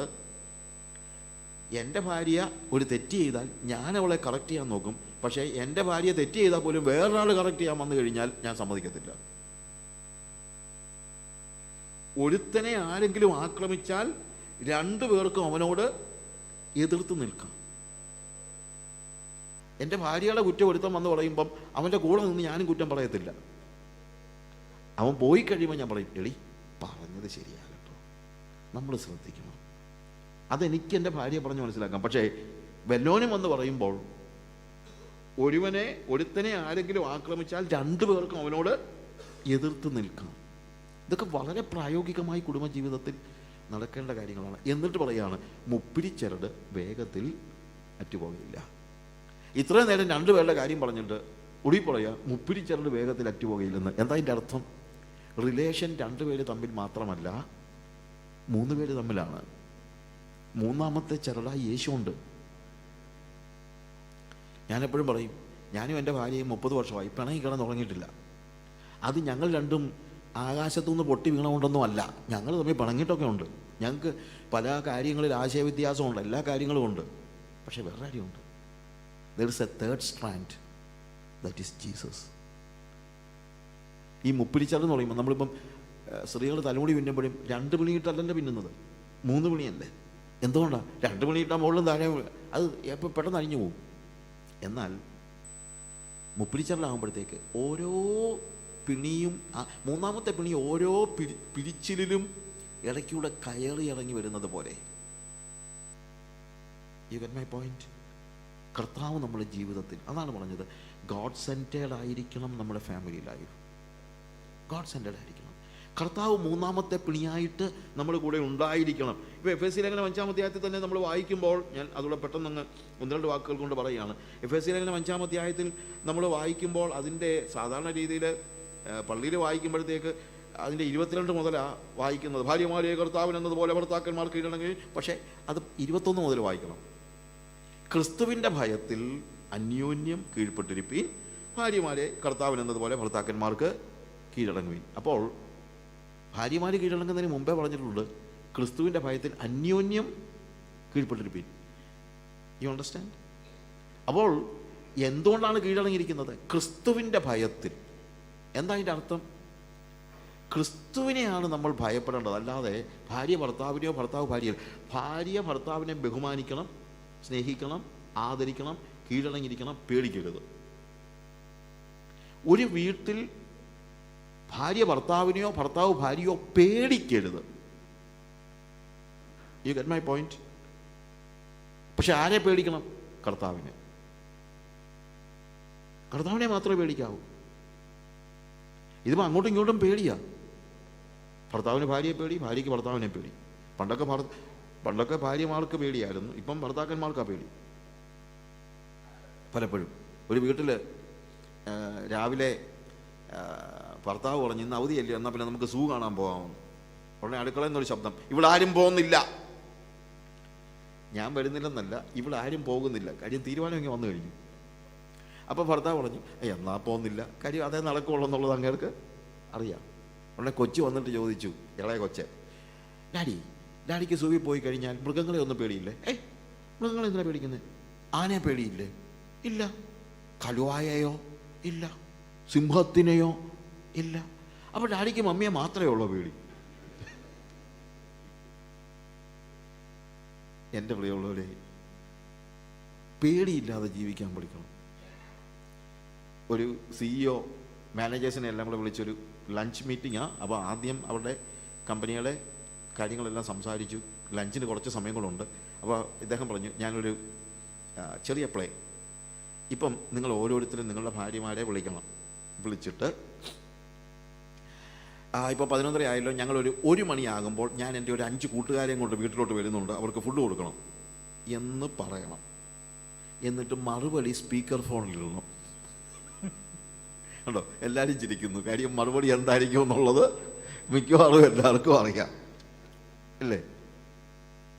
ഒരു സ്ത്രീ മാത്രം പറഞ്ഞു, അതിനെന്താ, നിങ്ങളുടെ കൂട്ടുകാർ, നമ്മുടെ വീട്, നമുക്കുള്ളത് കൊടുക്കാം. ബാക്കിയുള്ളവരൊക്കെ എന്താ പറഞ്ഞു എന്നുള്ളത് എനിക്കിപ്പോൾ പബ്ലിക്കായിട്ട് പറയാൻ പറ്റുമോ? ഭവനത്തിൽ ഭീതി ഉണ്ടാകാനായിട്ട് പാടില്ല. ആരെ മാത്രമേ പേടിക്കാവൂ? കർത്താവിനെ. കർത്താവിൻ്റെ ഭയത്തിൽ. കാര്യം കർത്താവ് മുപ്പിരിച്ചരടായിട്ട് നമ്മുടെ കൂടെ ഉണ്ട്. നമ്മുടെ ഭവനത്തിൽ യേശു ഉണ്ട്. ഒരു കാര്യം ഞാൻ പറയാം, നമ്മൾക്ക് എഴുതി വച്ചിരിക്കുന്നൊരു വാചകമുണ്ട്, ക്രിസ്തു ഈ വീടിൻ്റെ നായകൻ, ഭക്ഷണമേശയിലെ അദൃശ്യനായ അതിഥി. നോ, കർത്താവ് അതിഥിയല്ല. അതിഥിയാണെങ്കിൽ അവൻ ഡ്രോയിങ് റൂമിൽ ഇരുന്നോളും, പക്ഷെ അവൻ അതിഥിയല്ല. അവൻ വീട്ടിൽ എല്ലായിടത്തും കയറി ഇറങ്ങി നടക്കുന്ന ആളാണ്. അവൻ അടുക്കളയിലും കയറി വരും, ബെഡ്റൂമിലും കയറി വരും, ഡ്രോയിങ് റൂമിലും ഇരിക്കും. നിങ്ങളുടെ TV അവൻ ഓണാക്കി നോക്കും, ഏത് ചാനലാണ് നിങ്ങൾ നേരത്തെ കണ്ടതെന്ന്. നിങ്ങളുടെ ലാപ്ടോപ്പ് തുറന്ന് നോക്കും, ഏത് സൈറ്റൊക്കെയാണ് വിസിറ്റ് ചെയ്തതെന്ന്. നിങ്ങളുടെ പിള്ളേരുടെ മൊബൈൽ ഫോൺ എടുത്ത് നോക്കും. അവന് പാസ്കോഡൊന്നും വിഷയമല്ല. അതാണ് ക്രിസ്തു. ആ ക്രിസ്തു എൻ്റെ കുടുംബത്തിൽ എന്നെ നയിക്കുന്നതായുണ്ടെങ്കിൽ, ഞങ്ങളുടെ കുടുംബത്തിലെ എല്ലാവരും ആ ക്രിസ്തുവിൻ്റെ ഭയത്തിൽ അന്യോന്യം കീഴടങ്ങിയിരിക്കുകയാണ്. That is what is needed. അന്യോന്യമുള്ള ബഹുമാനം എപ്പോഴും ഉണ്ടാകണം. ഓഫ് കോഴ്സ് ഭാര്യ ഭർത്താവിനെയും ബഹുമാനിക്കണം, ഭർത്താവ് ഭാര്യയെയും ബഹുമാനിക്കണം, ഭാര്യ ഭർത്താവിന് കീഴടങ്ങിയിരിക്കണം. എങ്ങനെ? എല്ലാ കാര്യത്തിലും, എവറിത്തിങ്. അവിടെ എഴുതിയിരിക്കുന്നത് അങ്ങനെയാണ്. ക്രിസ്തുവിൻ്റെ ഭയത്തിന് ഭാര്യമാരെ കർത്താവിനെന്നതുപോലെ സ്വന്തം ഭർത്താക്കന്മാർക്ക് കീഴടങ്ങിയിരിപ്പിൻ. കർത്താവിനെന്നതുപോലെ. അത് പെർഫെക്റ്റ് സബ്മിഷനാണ്. Perfect submission. ചോദ്യം പറച്ചിലൊന്നുമില്ല. അതാണ് ബിബ്ലിക്കൽ പ്രിൻസിപ്പിൾ. എത്ര പറഞ്ഞാലും അതിൻ്റെ താഴെ ക്രിസ്തു ശരീരത്തിൻ്റെ രക്ഷിതാവായി സഭയ്ക്ക് തലയാകുന്നത് പോലെ ഭർത്താവ് ഭാര്യയ്ക്ക് തലയാകുന്നു. അവിടെ തലയാകുന്ന പറയുമ്പോഴത്തേക്ക് ഭരിച്ചു നടത്താനുള്ള തല എന്ന അർത്ഥത്തിൽ മാത്രമല്ല. അവൾ ഉപയോഗിച്ചിരിക്കുന്നൊരു വാക്കുണ്ട്. എന്താണ്? ക്രിസ്തു ശരീരത്തിൻ്റെ രക്ഷിതാവായി സഭയ്ക്ക് തലയാകുന്നത് പോലെ. അപ്പോൾ തലയുടെ ചുമതല ഭരിക്കുക എന്ന് മാത്രമല്ല, തലയുടെ ചുമതല എന്തുകൂടെയാണ്? രക്ഷിക്കുക എന്നുള്ളതാണ്. അപ്പം ഞാൻ എൻ്റെ വീട്ടിലെ തലയാണ്, പക്ഷേ തലയാണ്, ഞാൻ പറയുന്നത് അനുസരിച്ചോണം എന്ന് പറഞ്ഞ് ഭരിക്കാൻ മാത്രമല്ല പുരുഷൻ തലയായിരിക്കേണ്ടത്, രക്ഷിക്കാനാണ്. എന്ന് തന്നെയല്ല സ്ത്രീയുടെ തല പുരുഷൻ.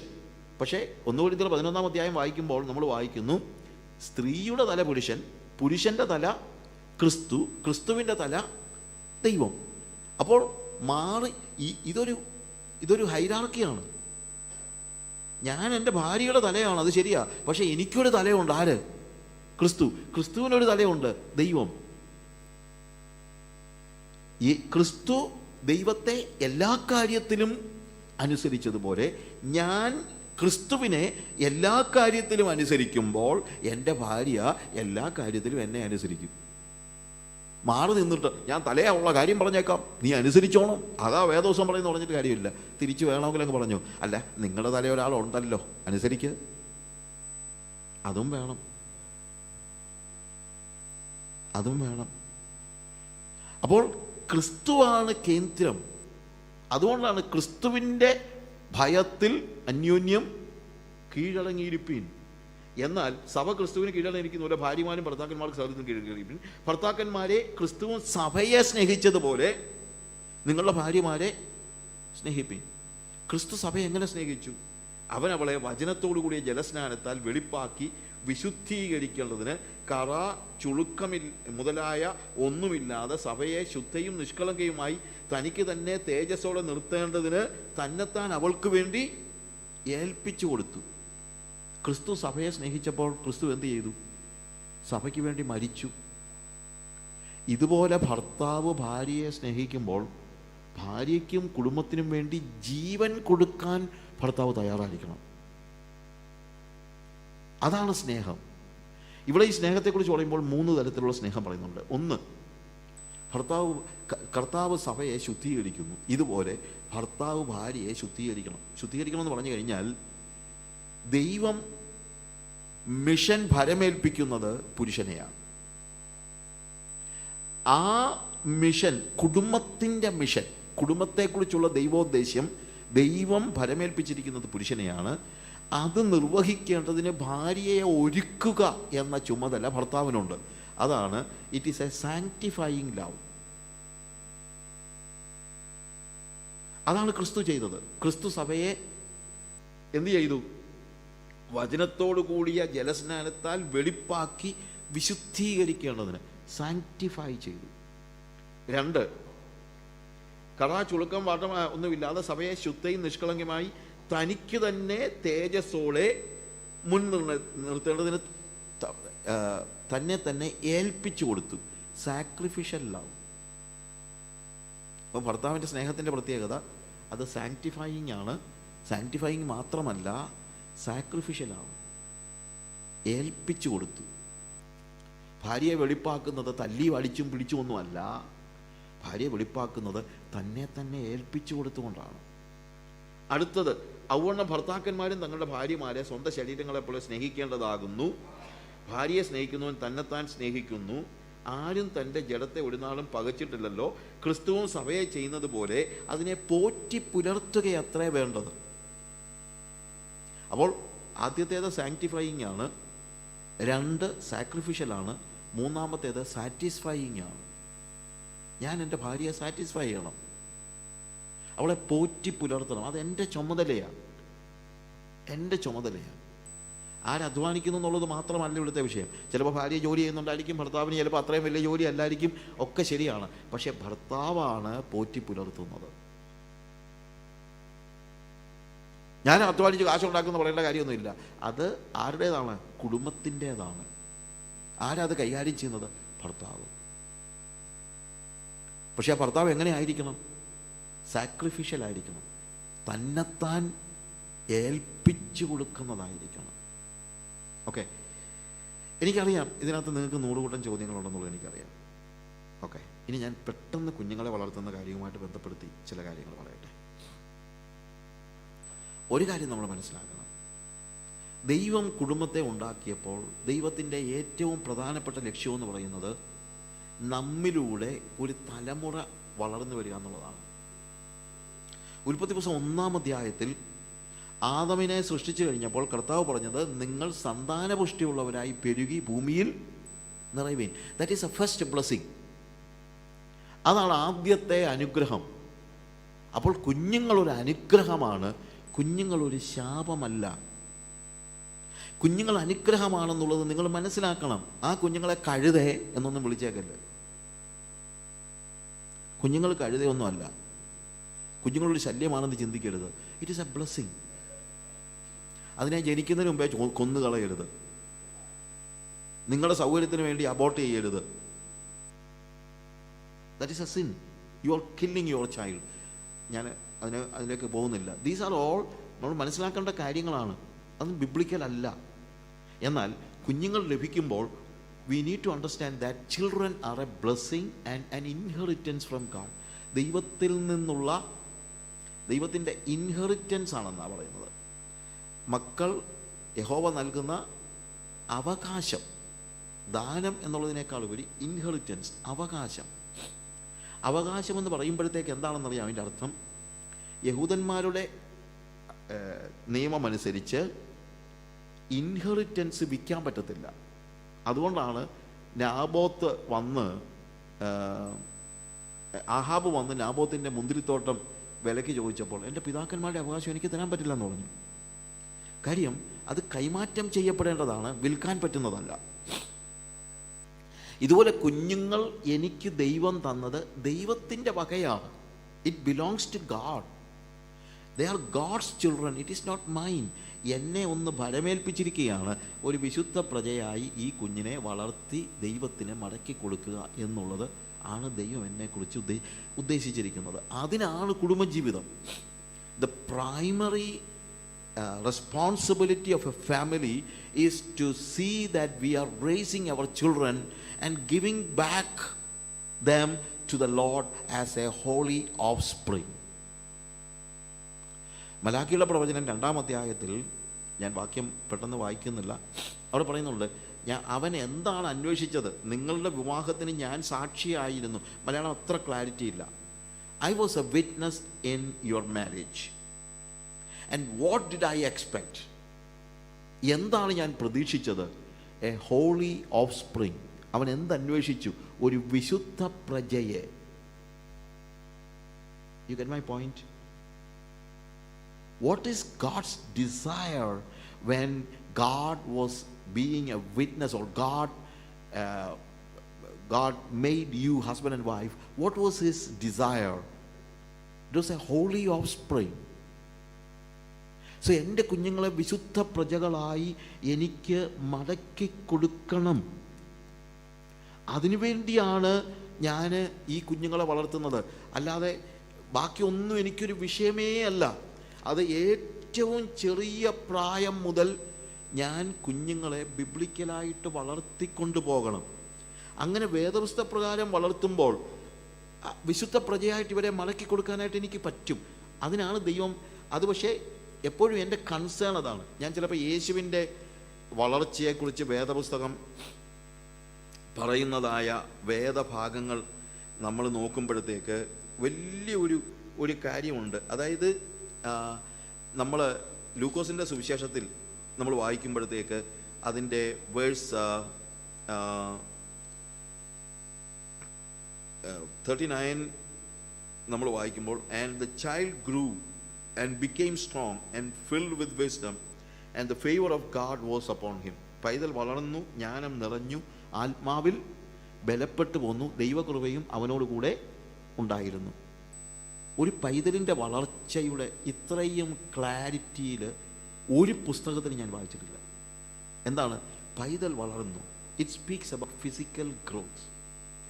ജ്ഞാനം നിറഞ്ഞു, അവൻ്റെ വിസ്ഡം, അവൻ്റെ സോൾ, അവൻ്റെ ദേഹിയുടെ വളർച്ച, അവൻ്റെ ശരീരത്തിൻ്റെ വളർച്ച, അവൻ്റെ ദേഹിയുടെ വളർച്ച, ആത്മാവിൽ ബലപ്പെട്ടു പോകുന്നു. His spiritual growth, body, soul and spirit. ഇത് മൂന്നും എൻ്റെ കുഞ്ഞിൻ്റെ വളർച്ചയിൽ ഞാൻ ശ്രദ്ധിക്കേണ്ട കാര്യങ്ങളാണ്. നമ്മുടെയൊക്കെ പ്രശ്നം കൊച്ചു കുഞ്ഞുങ്ങളായിരിക്കുമ്പോൾ അതിൻ്റെ ശാരീരിക വളർച്ചയാണ് നമ്മളെ ഏറ്റവും വലിയ കൺസേൺ.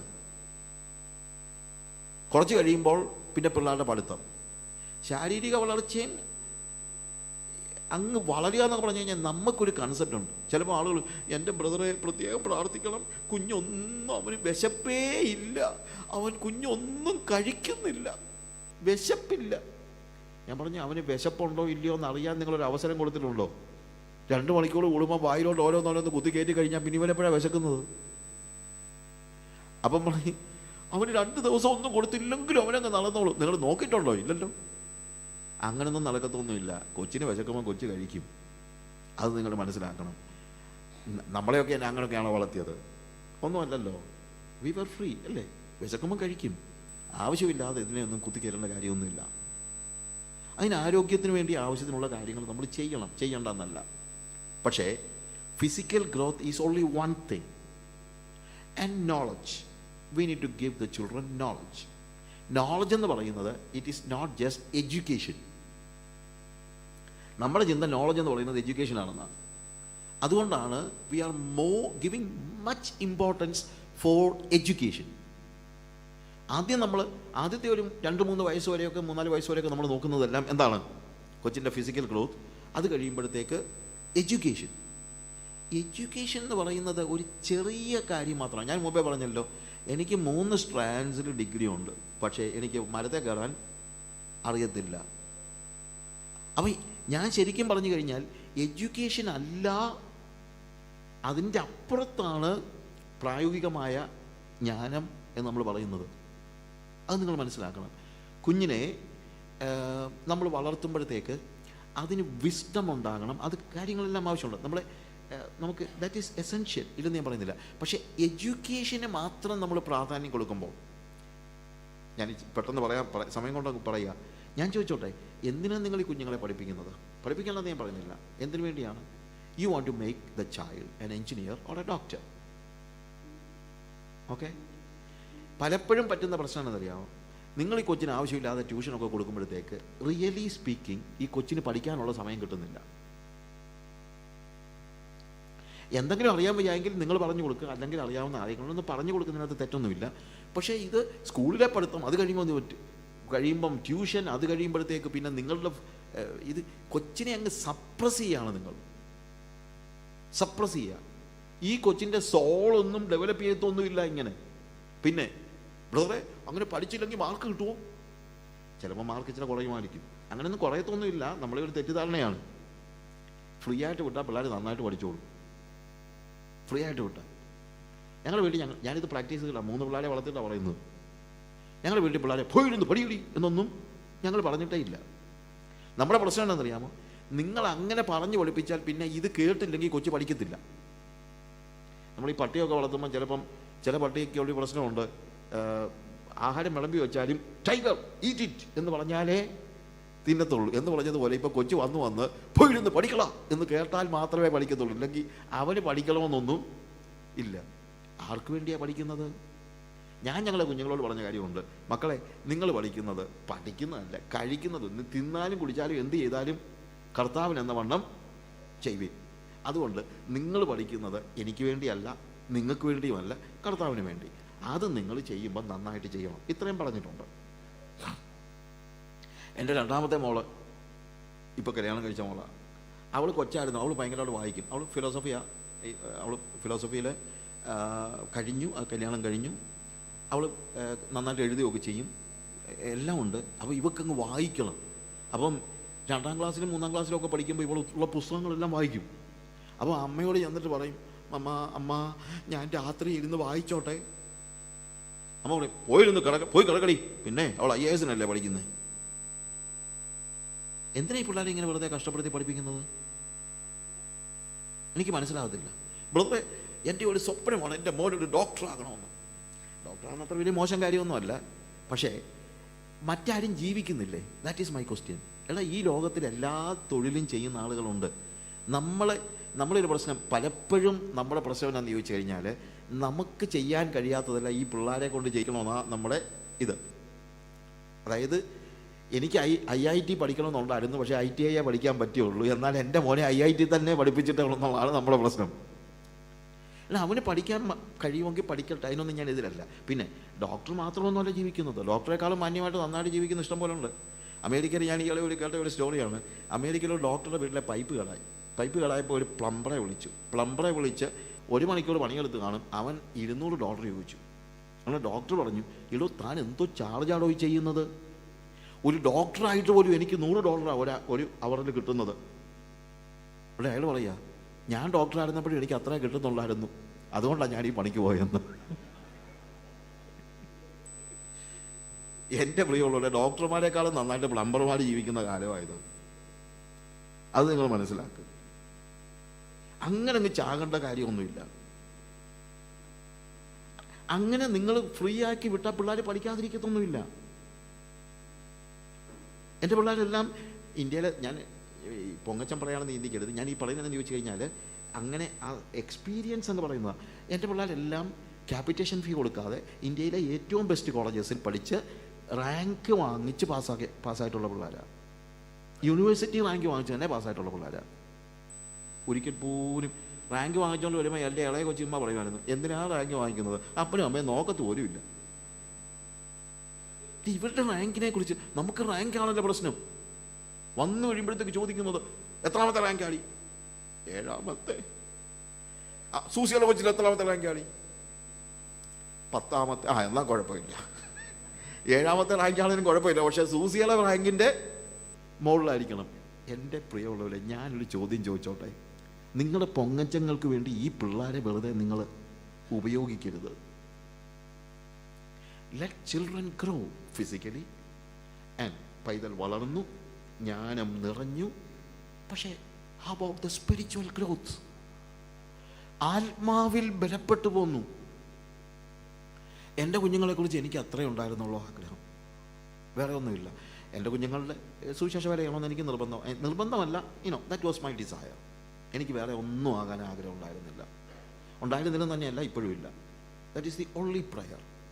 മറ്റൊന്നുമല്ല. 2007 പവർ വിഷനിൽ നിന്ന് എൻ്റെ വീട്ടിൽ വന്നിട്ട് ഒരു ഇൻ്റർവ്യൂ.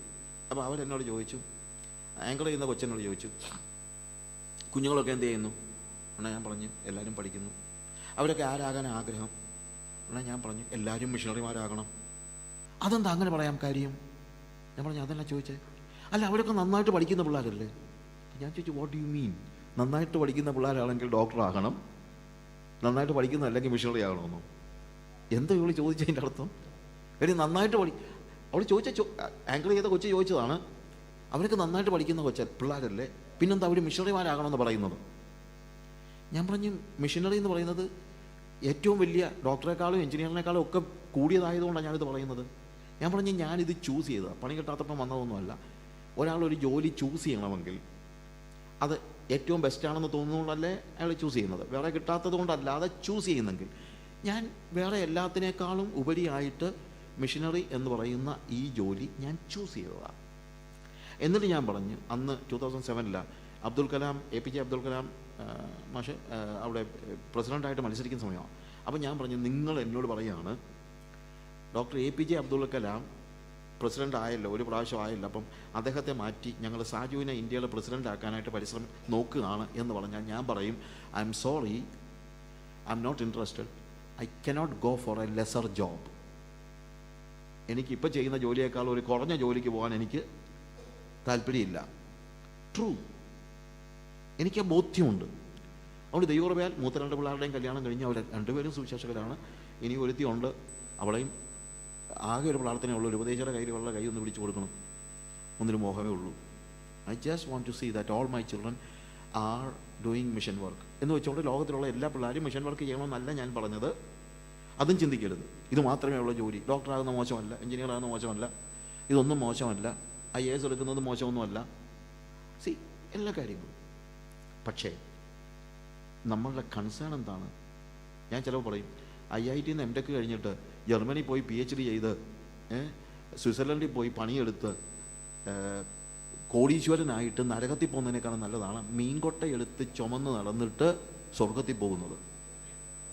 അത് നിങ്ങൾ മനസ്സിലാക്കണം. എൻ്റെ കുഞ്ഞുങ്ങളെക്കുറിച്ചുള്ള കൺസേൺ എനിക്കതാണ്. അതിനുവേണ്ടിയാണ് നിങ്ങൾ പ്രാർത്ഥിക്കേണ്ടത്.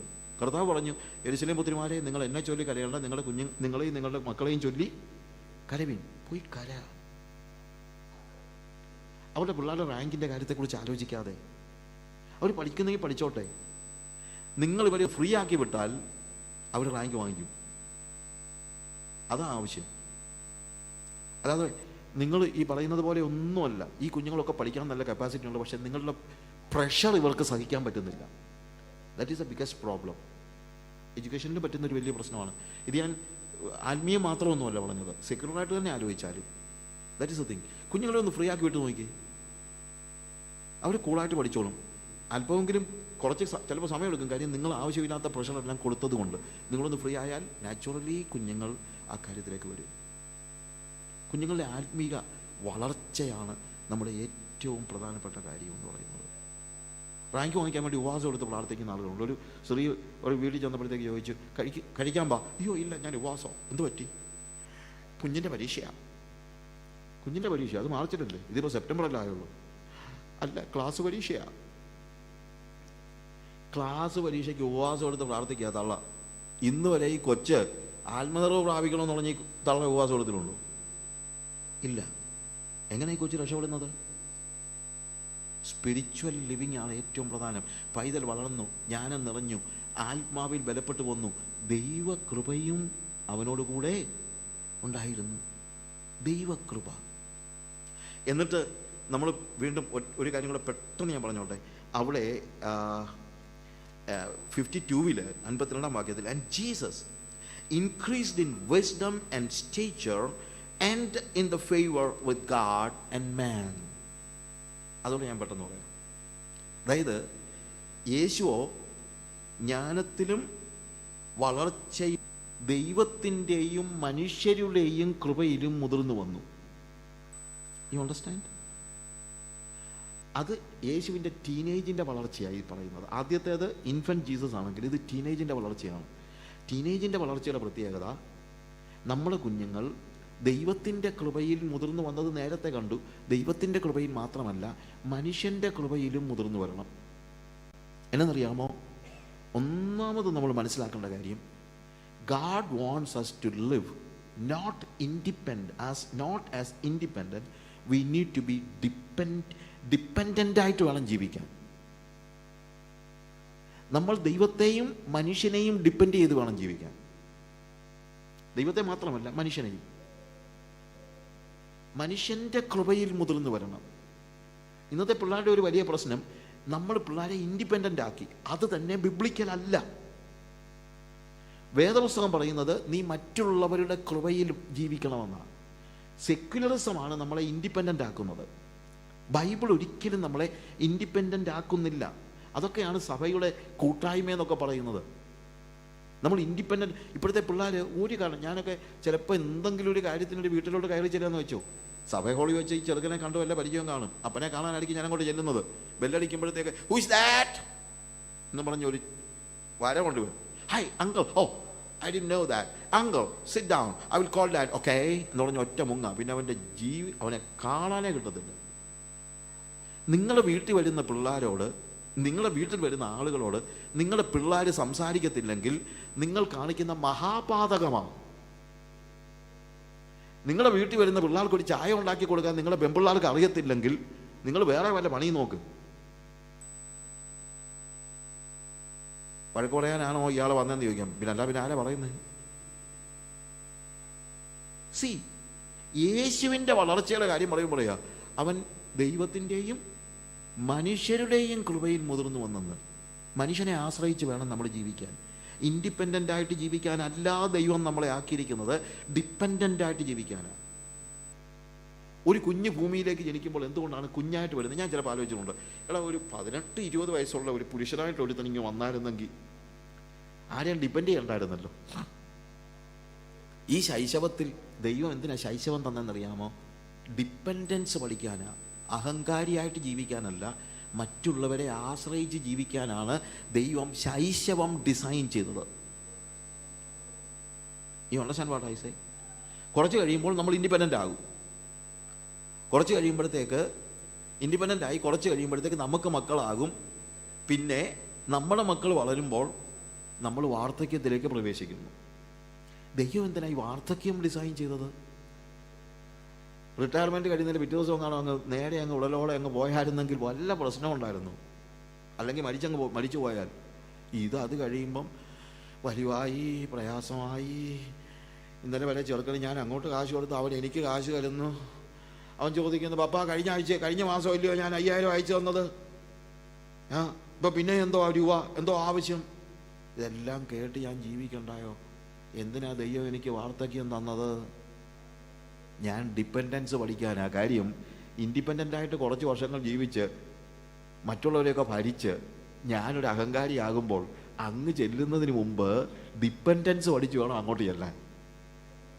അതിന് ദൈവം ഡിസൈൻ ചെയ്തതാണ് വാർദ്ധക്യം. ചിലപ്പോൾ ആളുകൾ പറയും, ആരെയും ബുദ്ധിമുട്ടിക്കാതൊക്കെ പോയാൽ മതിയായിരുന്നു. എൻ്റെ ആഗ്രഹം അതേ അല്ല. 10 പേരെ ബുദ്ധിമുട്ടിച്ച് എങ്ങനെങ്കിലും അങ്ങ് പോകണമെന്ന് എൻ്റെ ആഗ്രഹം. കാര്യം അതാണ് ദൈവത്തിൻ്റെ ഡിസൈൻ. മറ്റുള്ളവരിൽ നിന്ന് റിസീവ് ചെയ്യാൻ നമ്മൾ പഠിക്കണം. മറ്റുള്ളവരുടെ കരുണയിൽ ജീവിക്കാൻ നമ്മൾ പഠിക്കണം. അതാണ് വിനയം. യേശു വളർന്നത് എങ്ങനെയാണ്? ദൈവത്തിൻ്റെയും മനുഷ്യരുടെയും കൃപയിൽ.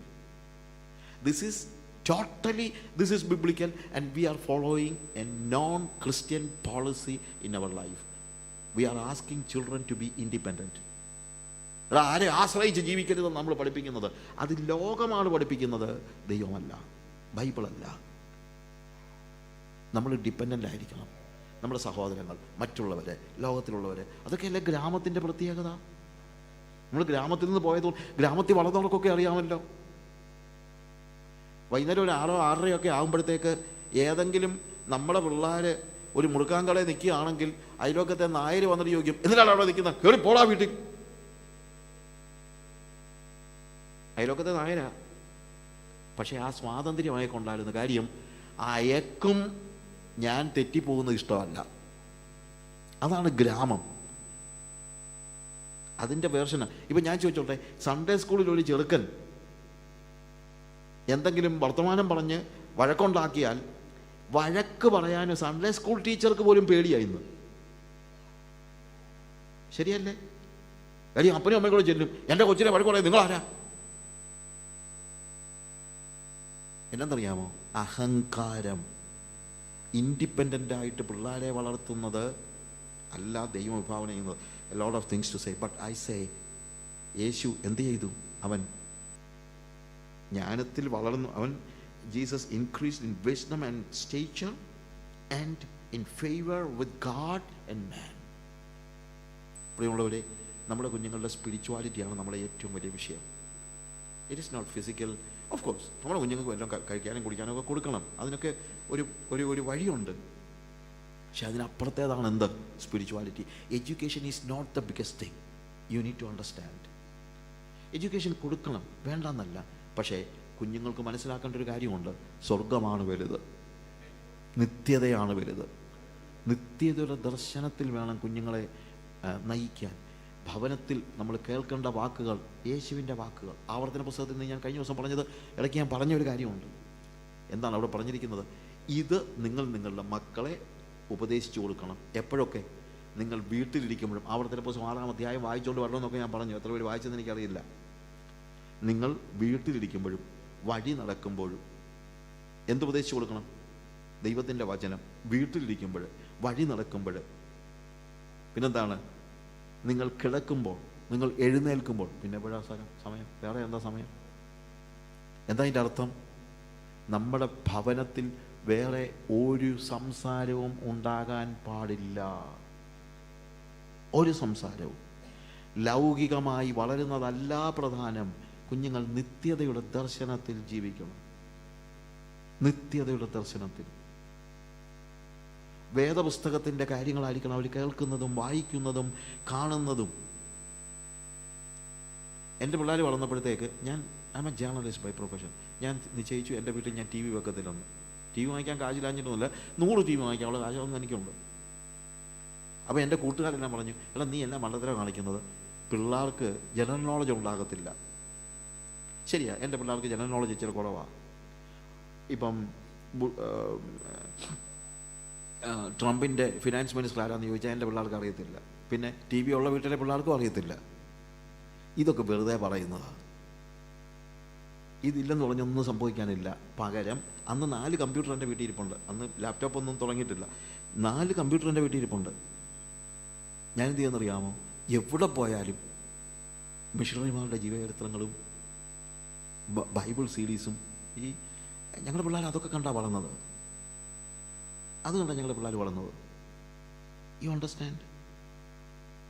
എൻ്റെ പിള്ളേരൊക്കെ അങ്ങനത്തെ പുസ്തകങ്ങൾ വായിച്ചാൽ, മിഷണറിമാരുടെ സ്റ്റോറീസ് വായിച്ചും, മിഷണറിമാരുടെ ജിമലിറ്റിൻ്റെയും വില്യംറ്റിൻ്റെയും അന്ന് കിട്ടാവുന്ന, ഞാൻ വേറെ ലോകത്തിൽ എവിടെ ഞാൻ യാത്ര ചെയ്താലും ഞാൻ അന്ന് നോക്കുന്നൊരു കാര്യമുണ്ട്, പിള്ളേർക്ക് പറ്റുന്ന ബൈബിൾ സീരീസ് എന്തെങ്കിലും അവൈലബിൾ ആണോ. ഇതൊക്കെ കണ്ട എൻ്റെ പിള്ളേർ വളർന്നത്. എൻ്റെ പിള്ളേർക്ക് ജനറൽ നോളജ് ഇച്ചിരി കുറവായിരിക്കുമെന്ന് വെച്ചു, പക്ഷേ അവർ നിത്യതയിലുണ്ടെന്നുള്ളത് എനിക്ക് ബോധ്യമുണ്ട്. And we were insisting on family prayer. അത് ഞാൻ ഇടയ്ക്ക് പറഞ്ഞൊരു കാര്യമാണ്. We made sure that we have a family prayer. ആ ഫാമിലി പ്രയറിൽ എല്ലായ്പ്പോഴും ഞങ്ങൾ ദൈവവചനം കുഞ്ഞുങ്ങളെ പഠിപ്പിച്ചു. അതുകൊണ്ടെന്താ, ഞങ്ങളുടെ 3 കുഞ്ഞുങ്ങളും രക്ഷിക്കപ്പെട്ടത് ഞങ്ങളുടെ ഫാമിലി പ്രയറിൽ വെച്ചാണ്. U get my point? 30 കൊല്ലത്തെ വിവാഹ ജീവിതത്തിന് ശേഷം ഞാൻ പറയുന്ന കാര്യമാണ്. ദൈവം ഞങ്ങൾക്ക് തന്ന 3 കുഞ്ഞുങ്ങളെ ദൈവസന്നിധിയിൽ എത്തിക്കുക എന്നുള്ളതാണ്. ആഫ്രിക്കയിൽ ഞാൻ സുവിശേഷ വേല ചെയ്യുന്നുള്ളത് ശരിയാണ്, പക്ഷേ ആഫ്രിക്കയിൽ സുവിശേഷ വേല ചെയ്യുന്നതിനേക്കാൾ വലിയ വേലയാണ് എൻ്റെ 3 പിള്ളേരെ സ്വർഗത്തിൽ കൊണ്ടുപോകുന്നത്. കണ്ണുകളടയ്ക്കാൻ ഒരു നിമിഷം. ഓടിച്ച് പല കാര്യങ്ങളാണ് പറഞ്ഞത്, പക്ഷേ കുടുംബജീവിതത്തിൽ ദൈവത്തിൻ്റെ നിയമമനുസരിച്ച് ജീവിക്കാൻ നമ്മളെ തന്നെ ഒന്ന് സമർപ്പിക്കാം. മനുഷ്യനും ഭാര്യയും അവർ ഇരുവരും നഗ്നരായിരുന്നു. അവർക്ക് പക്ഷെ എന്നാണെന്ന് തോന്നിയില്ല. They did not have a private world. നമ്മുടെ ജീവിതത്തിൽ നമ്മളെന്ത് തീരുമാനിക്കണം? ഒരു പ്രൈവറ്റ് വേൾഡ് ഇല്ലാതെ ജീവിക്കണം. And also make sure that wives are submitting themselves to the husband and husbands are loving their wives. That is godly principle. And also when you are raising up children, എന്താ നമ്മുടെ ലക്ഷ്യം? അവരെ സ്വർഗത്തിലെത്തിക്കണം. അതിനുവേണ്ടി അവരെ ഒരുക്കണം. അവർ പഠിക്കുന്നെങ്കിൽ പഠിച്ചോട്ടെ, വലിയ സ്ട്രെസ്സൊന്നും അവർക്ക് കൊടുക്കേണ്ട കാര്യമില്ല. വേദോസം വായിക്കാതെ ട്യൂഷന് വിട്ടിട്ടോ സഭായോഗത്തിന് പോകുന്നതിന് പകരം പള്ളിയിൽ പോകാതെ ട്യൂഷൻ പഠിച്ചിട്ടൊന്നും ഒന്നും നേടാനില്ല. നിങ്ങൾ മനസ്സിലാക്കുക. ദൈവത്തിൽ ആശ്രയിക്കുക. നിങ്ങളുടെ കുഞ്ഞുങ്ങൾ നഷ്ടപ്പെട്ടു പോകരുത്. ഒരു നിമിഷം പ്രാർത്ഥിക്കുക. ഒരു ആത്മീയ ജീവിതം നിങ്ങൾ കുടുംബജീവിതത്തിൽ ആഗ്രഹിക്കുന്നെങ്കിൽ, എന്തെങ്കിലും പാളിച്ചകൾ കുടുംബജീവിതത്തിൽ ഉണ്ടായിട്ടുണ്ടെങ്കിൽ ഇന്ന് കർത്താവിനുള്ളത് സമ്മതിക്കുക. കർത്താവ് നിങ്ങളെ പണിയും. ഞാൻ പറഞ്ഞല്ലോ, കണ്ടം ചെയ്തിട്ട് പോകാനല്ല ഞാൻ വന്നത്. നിങ്ങളെ കുറ്റം വിധിച്ചിട്ടും ശിക്ഷ വിധിച്ചിട്ടും പോകാനല്ല ഞാൻ വന്നത്. നമ്മുടെ ജീവിതത്തിൽ കഴിഞ്ഞ നാളുകളിൽ അത് പറ്റിയില്ലെങ്കിൽ കർത്താവിനോട് പറ, കർത്താവേ, എൻ്റെ ജീവിതത്തിൽ പാളിച്ചകളുണ്ട്.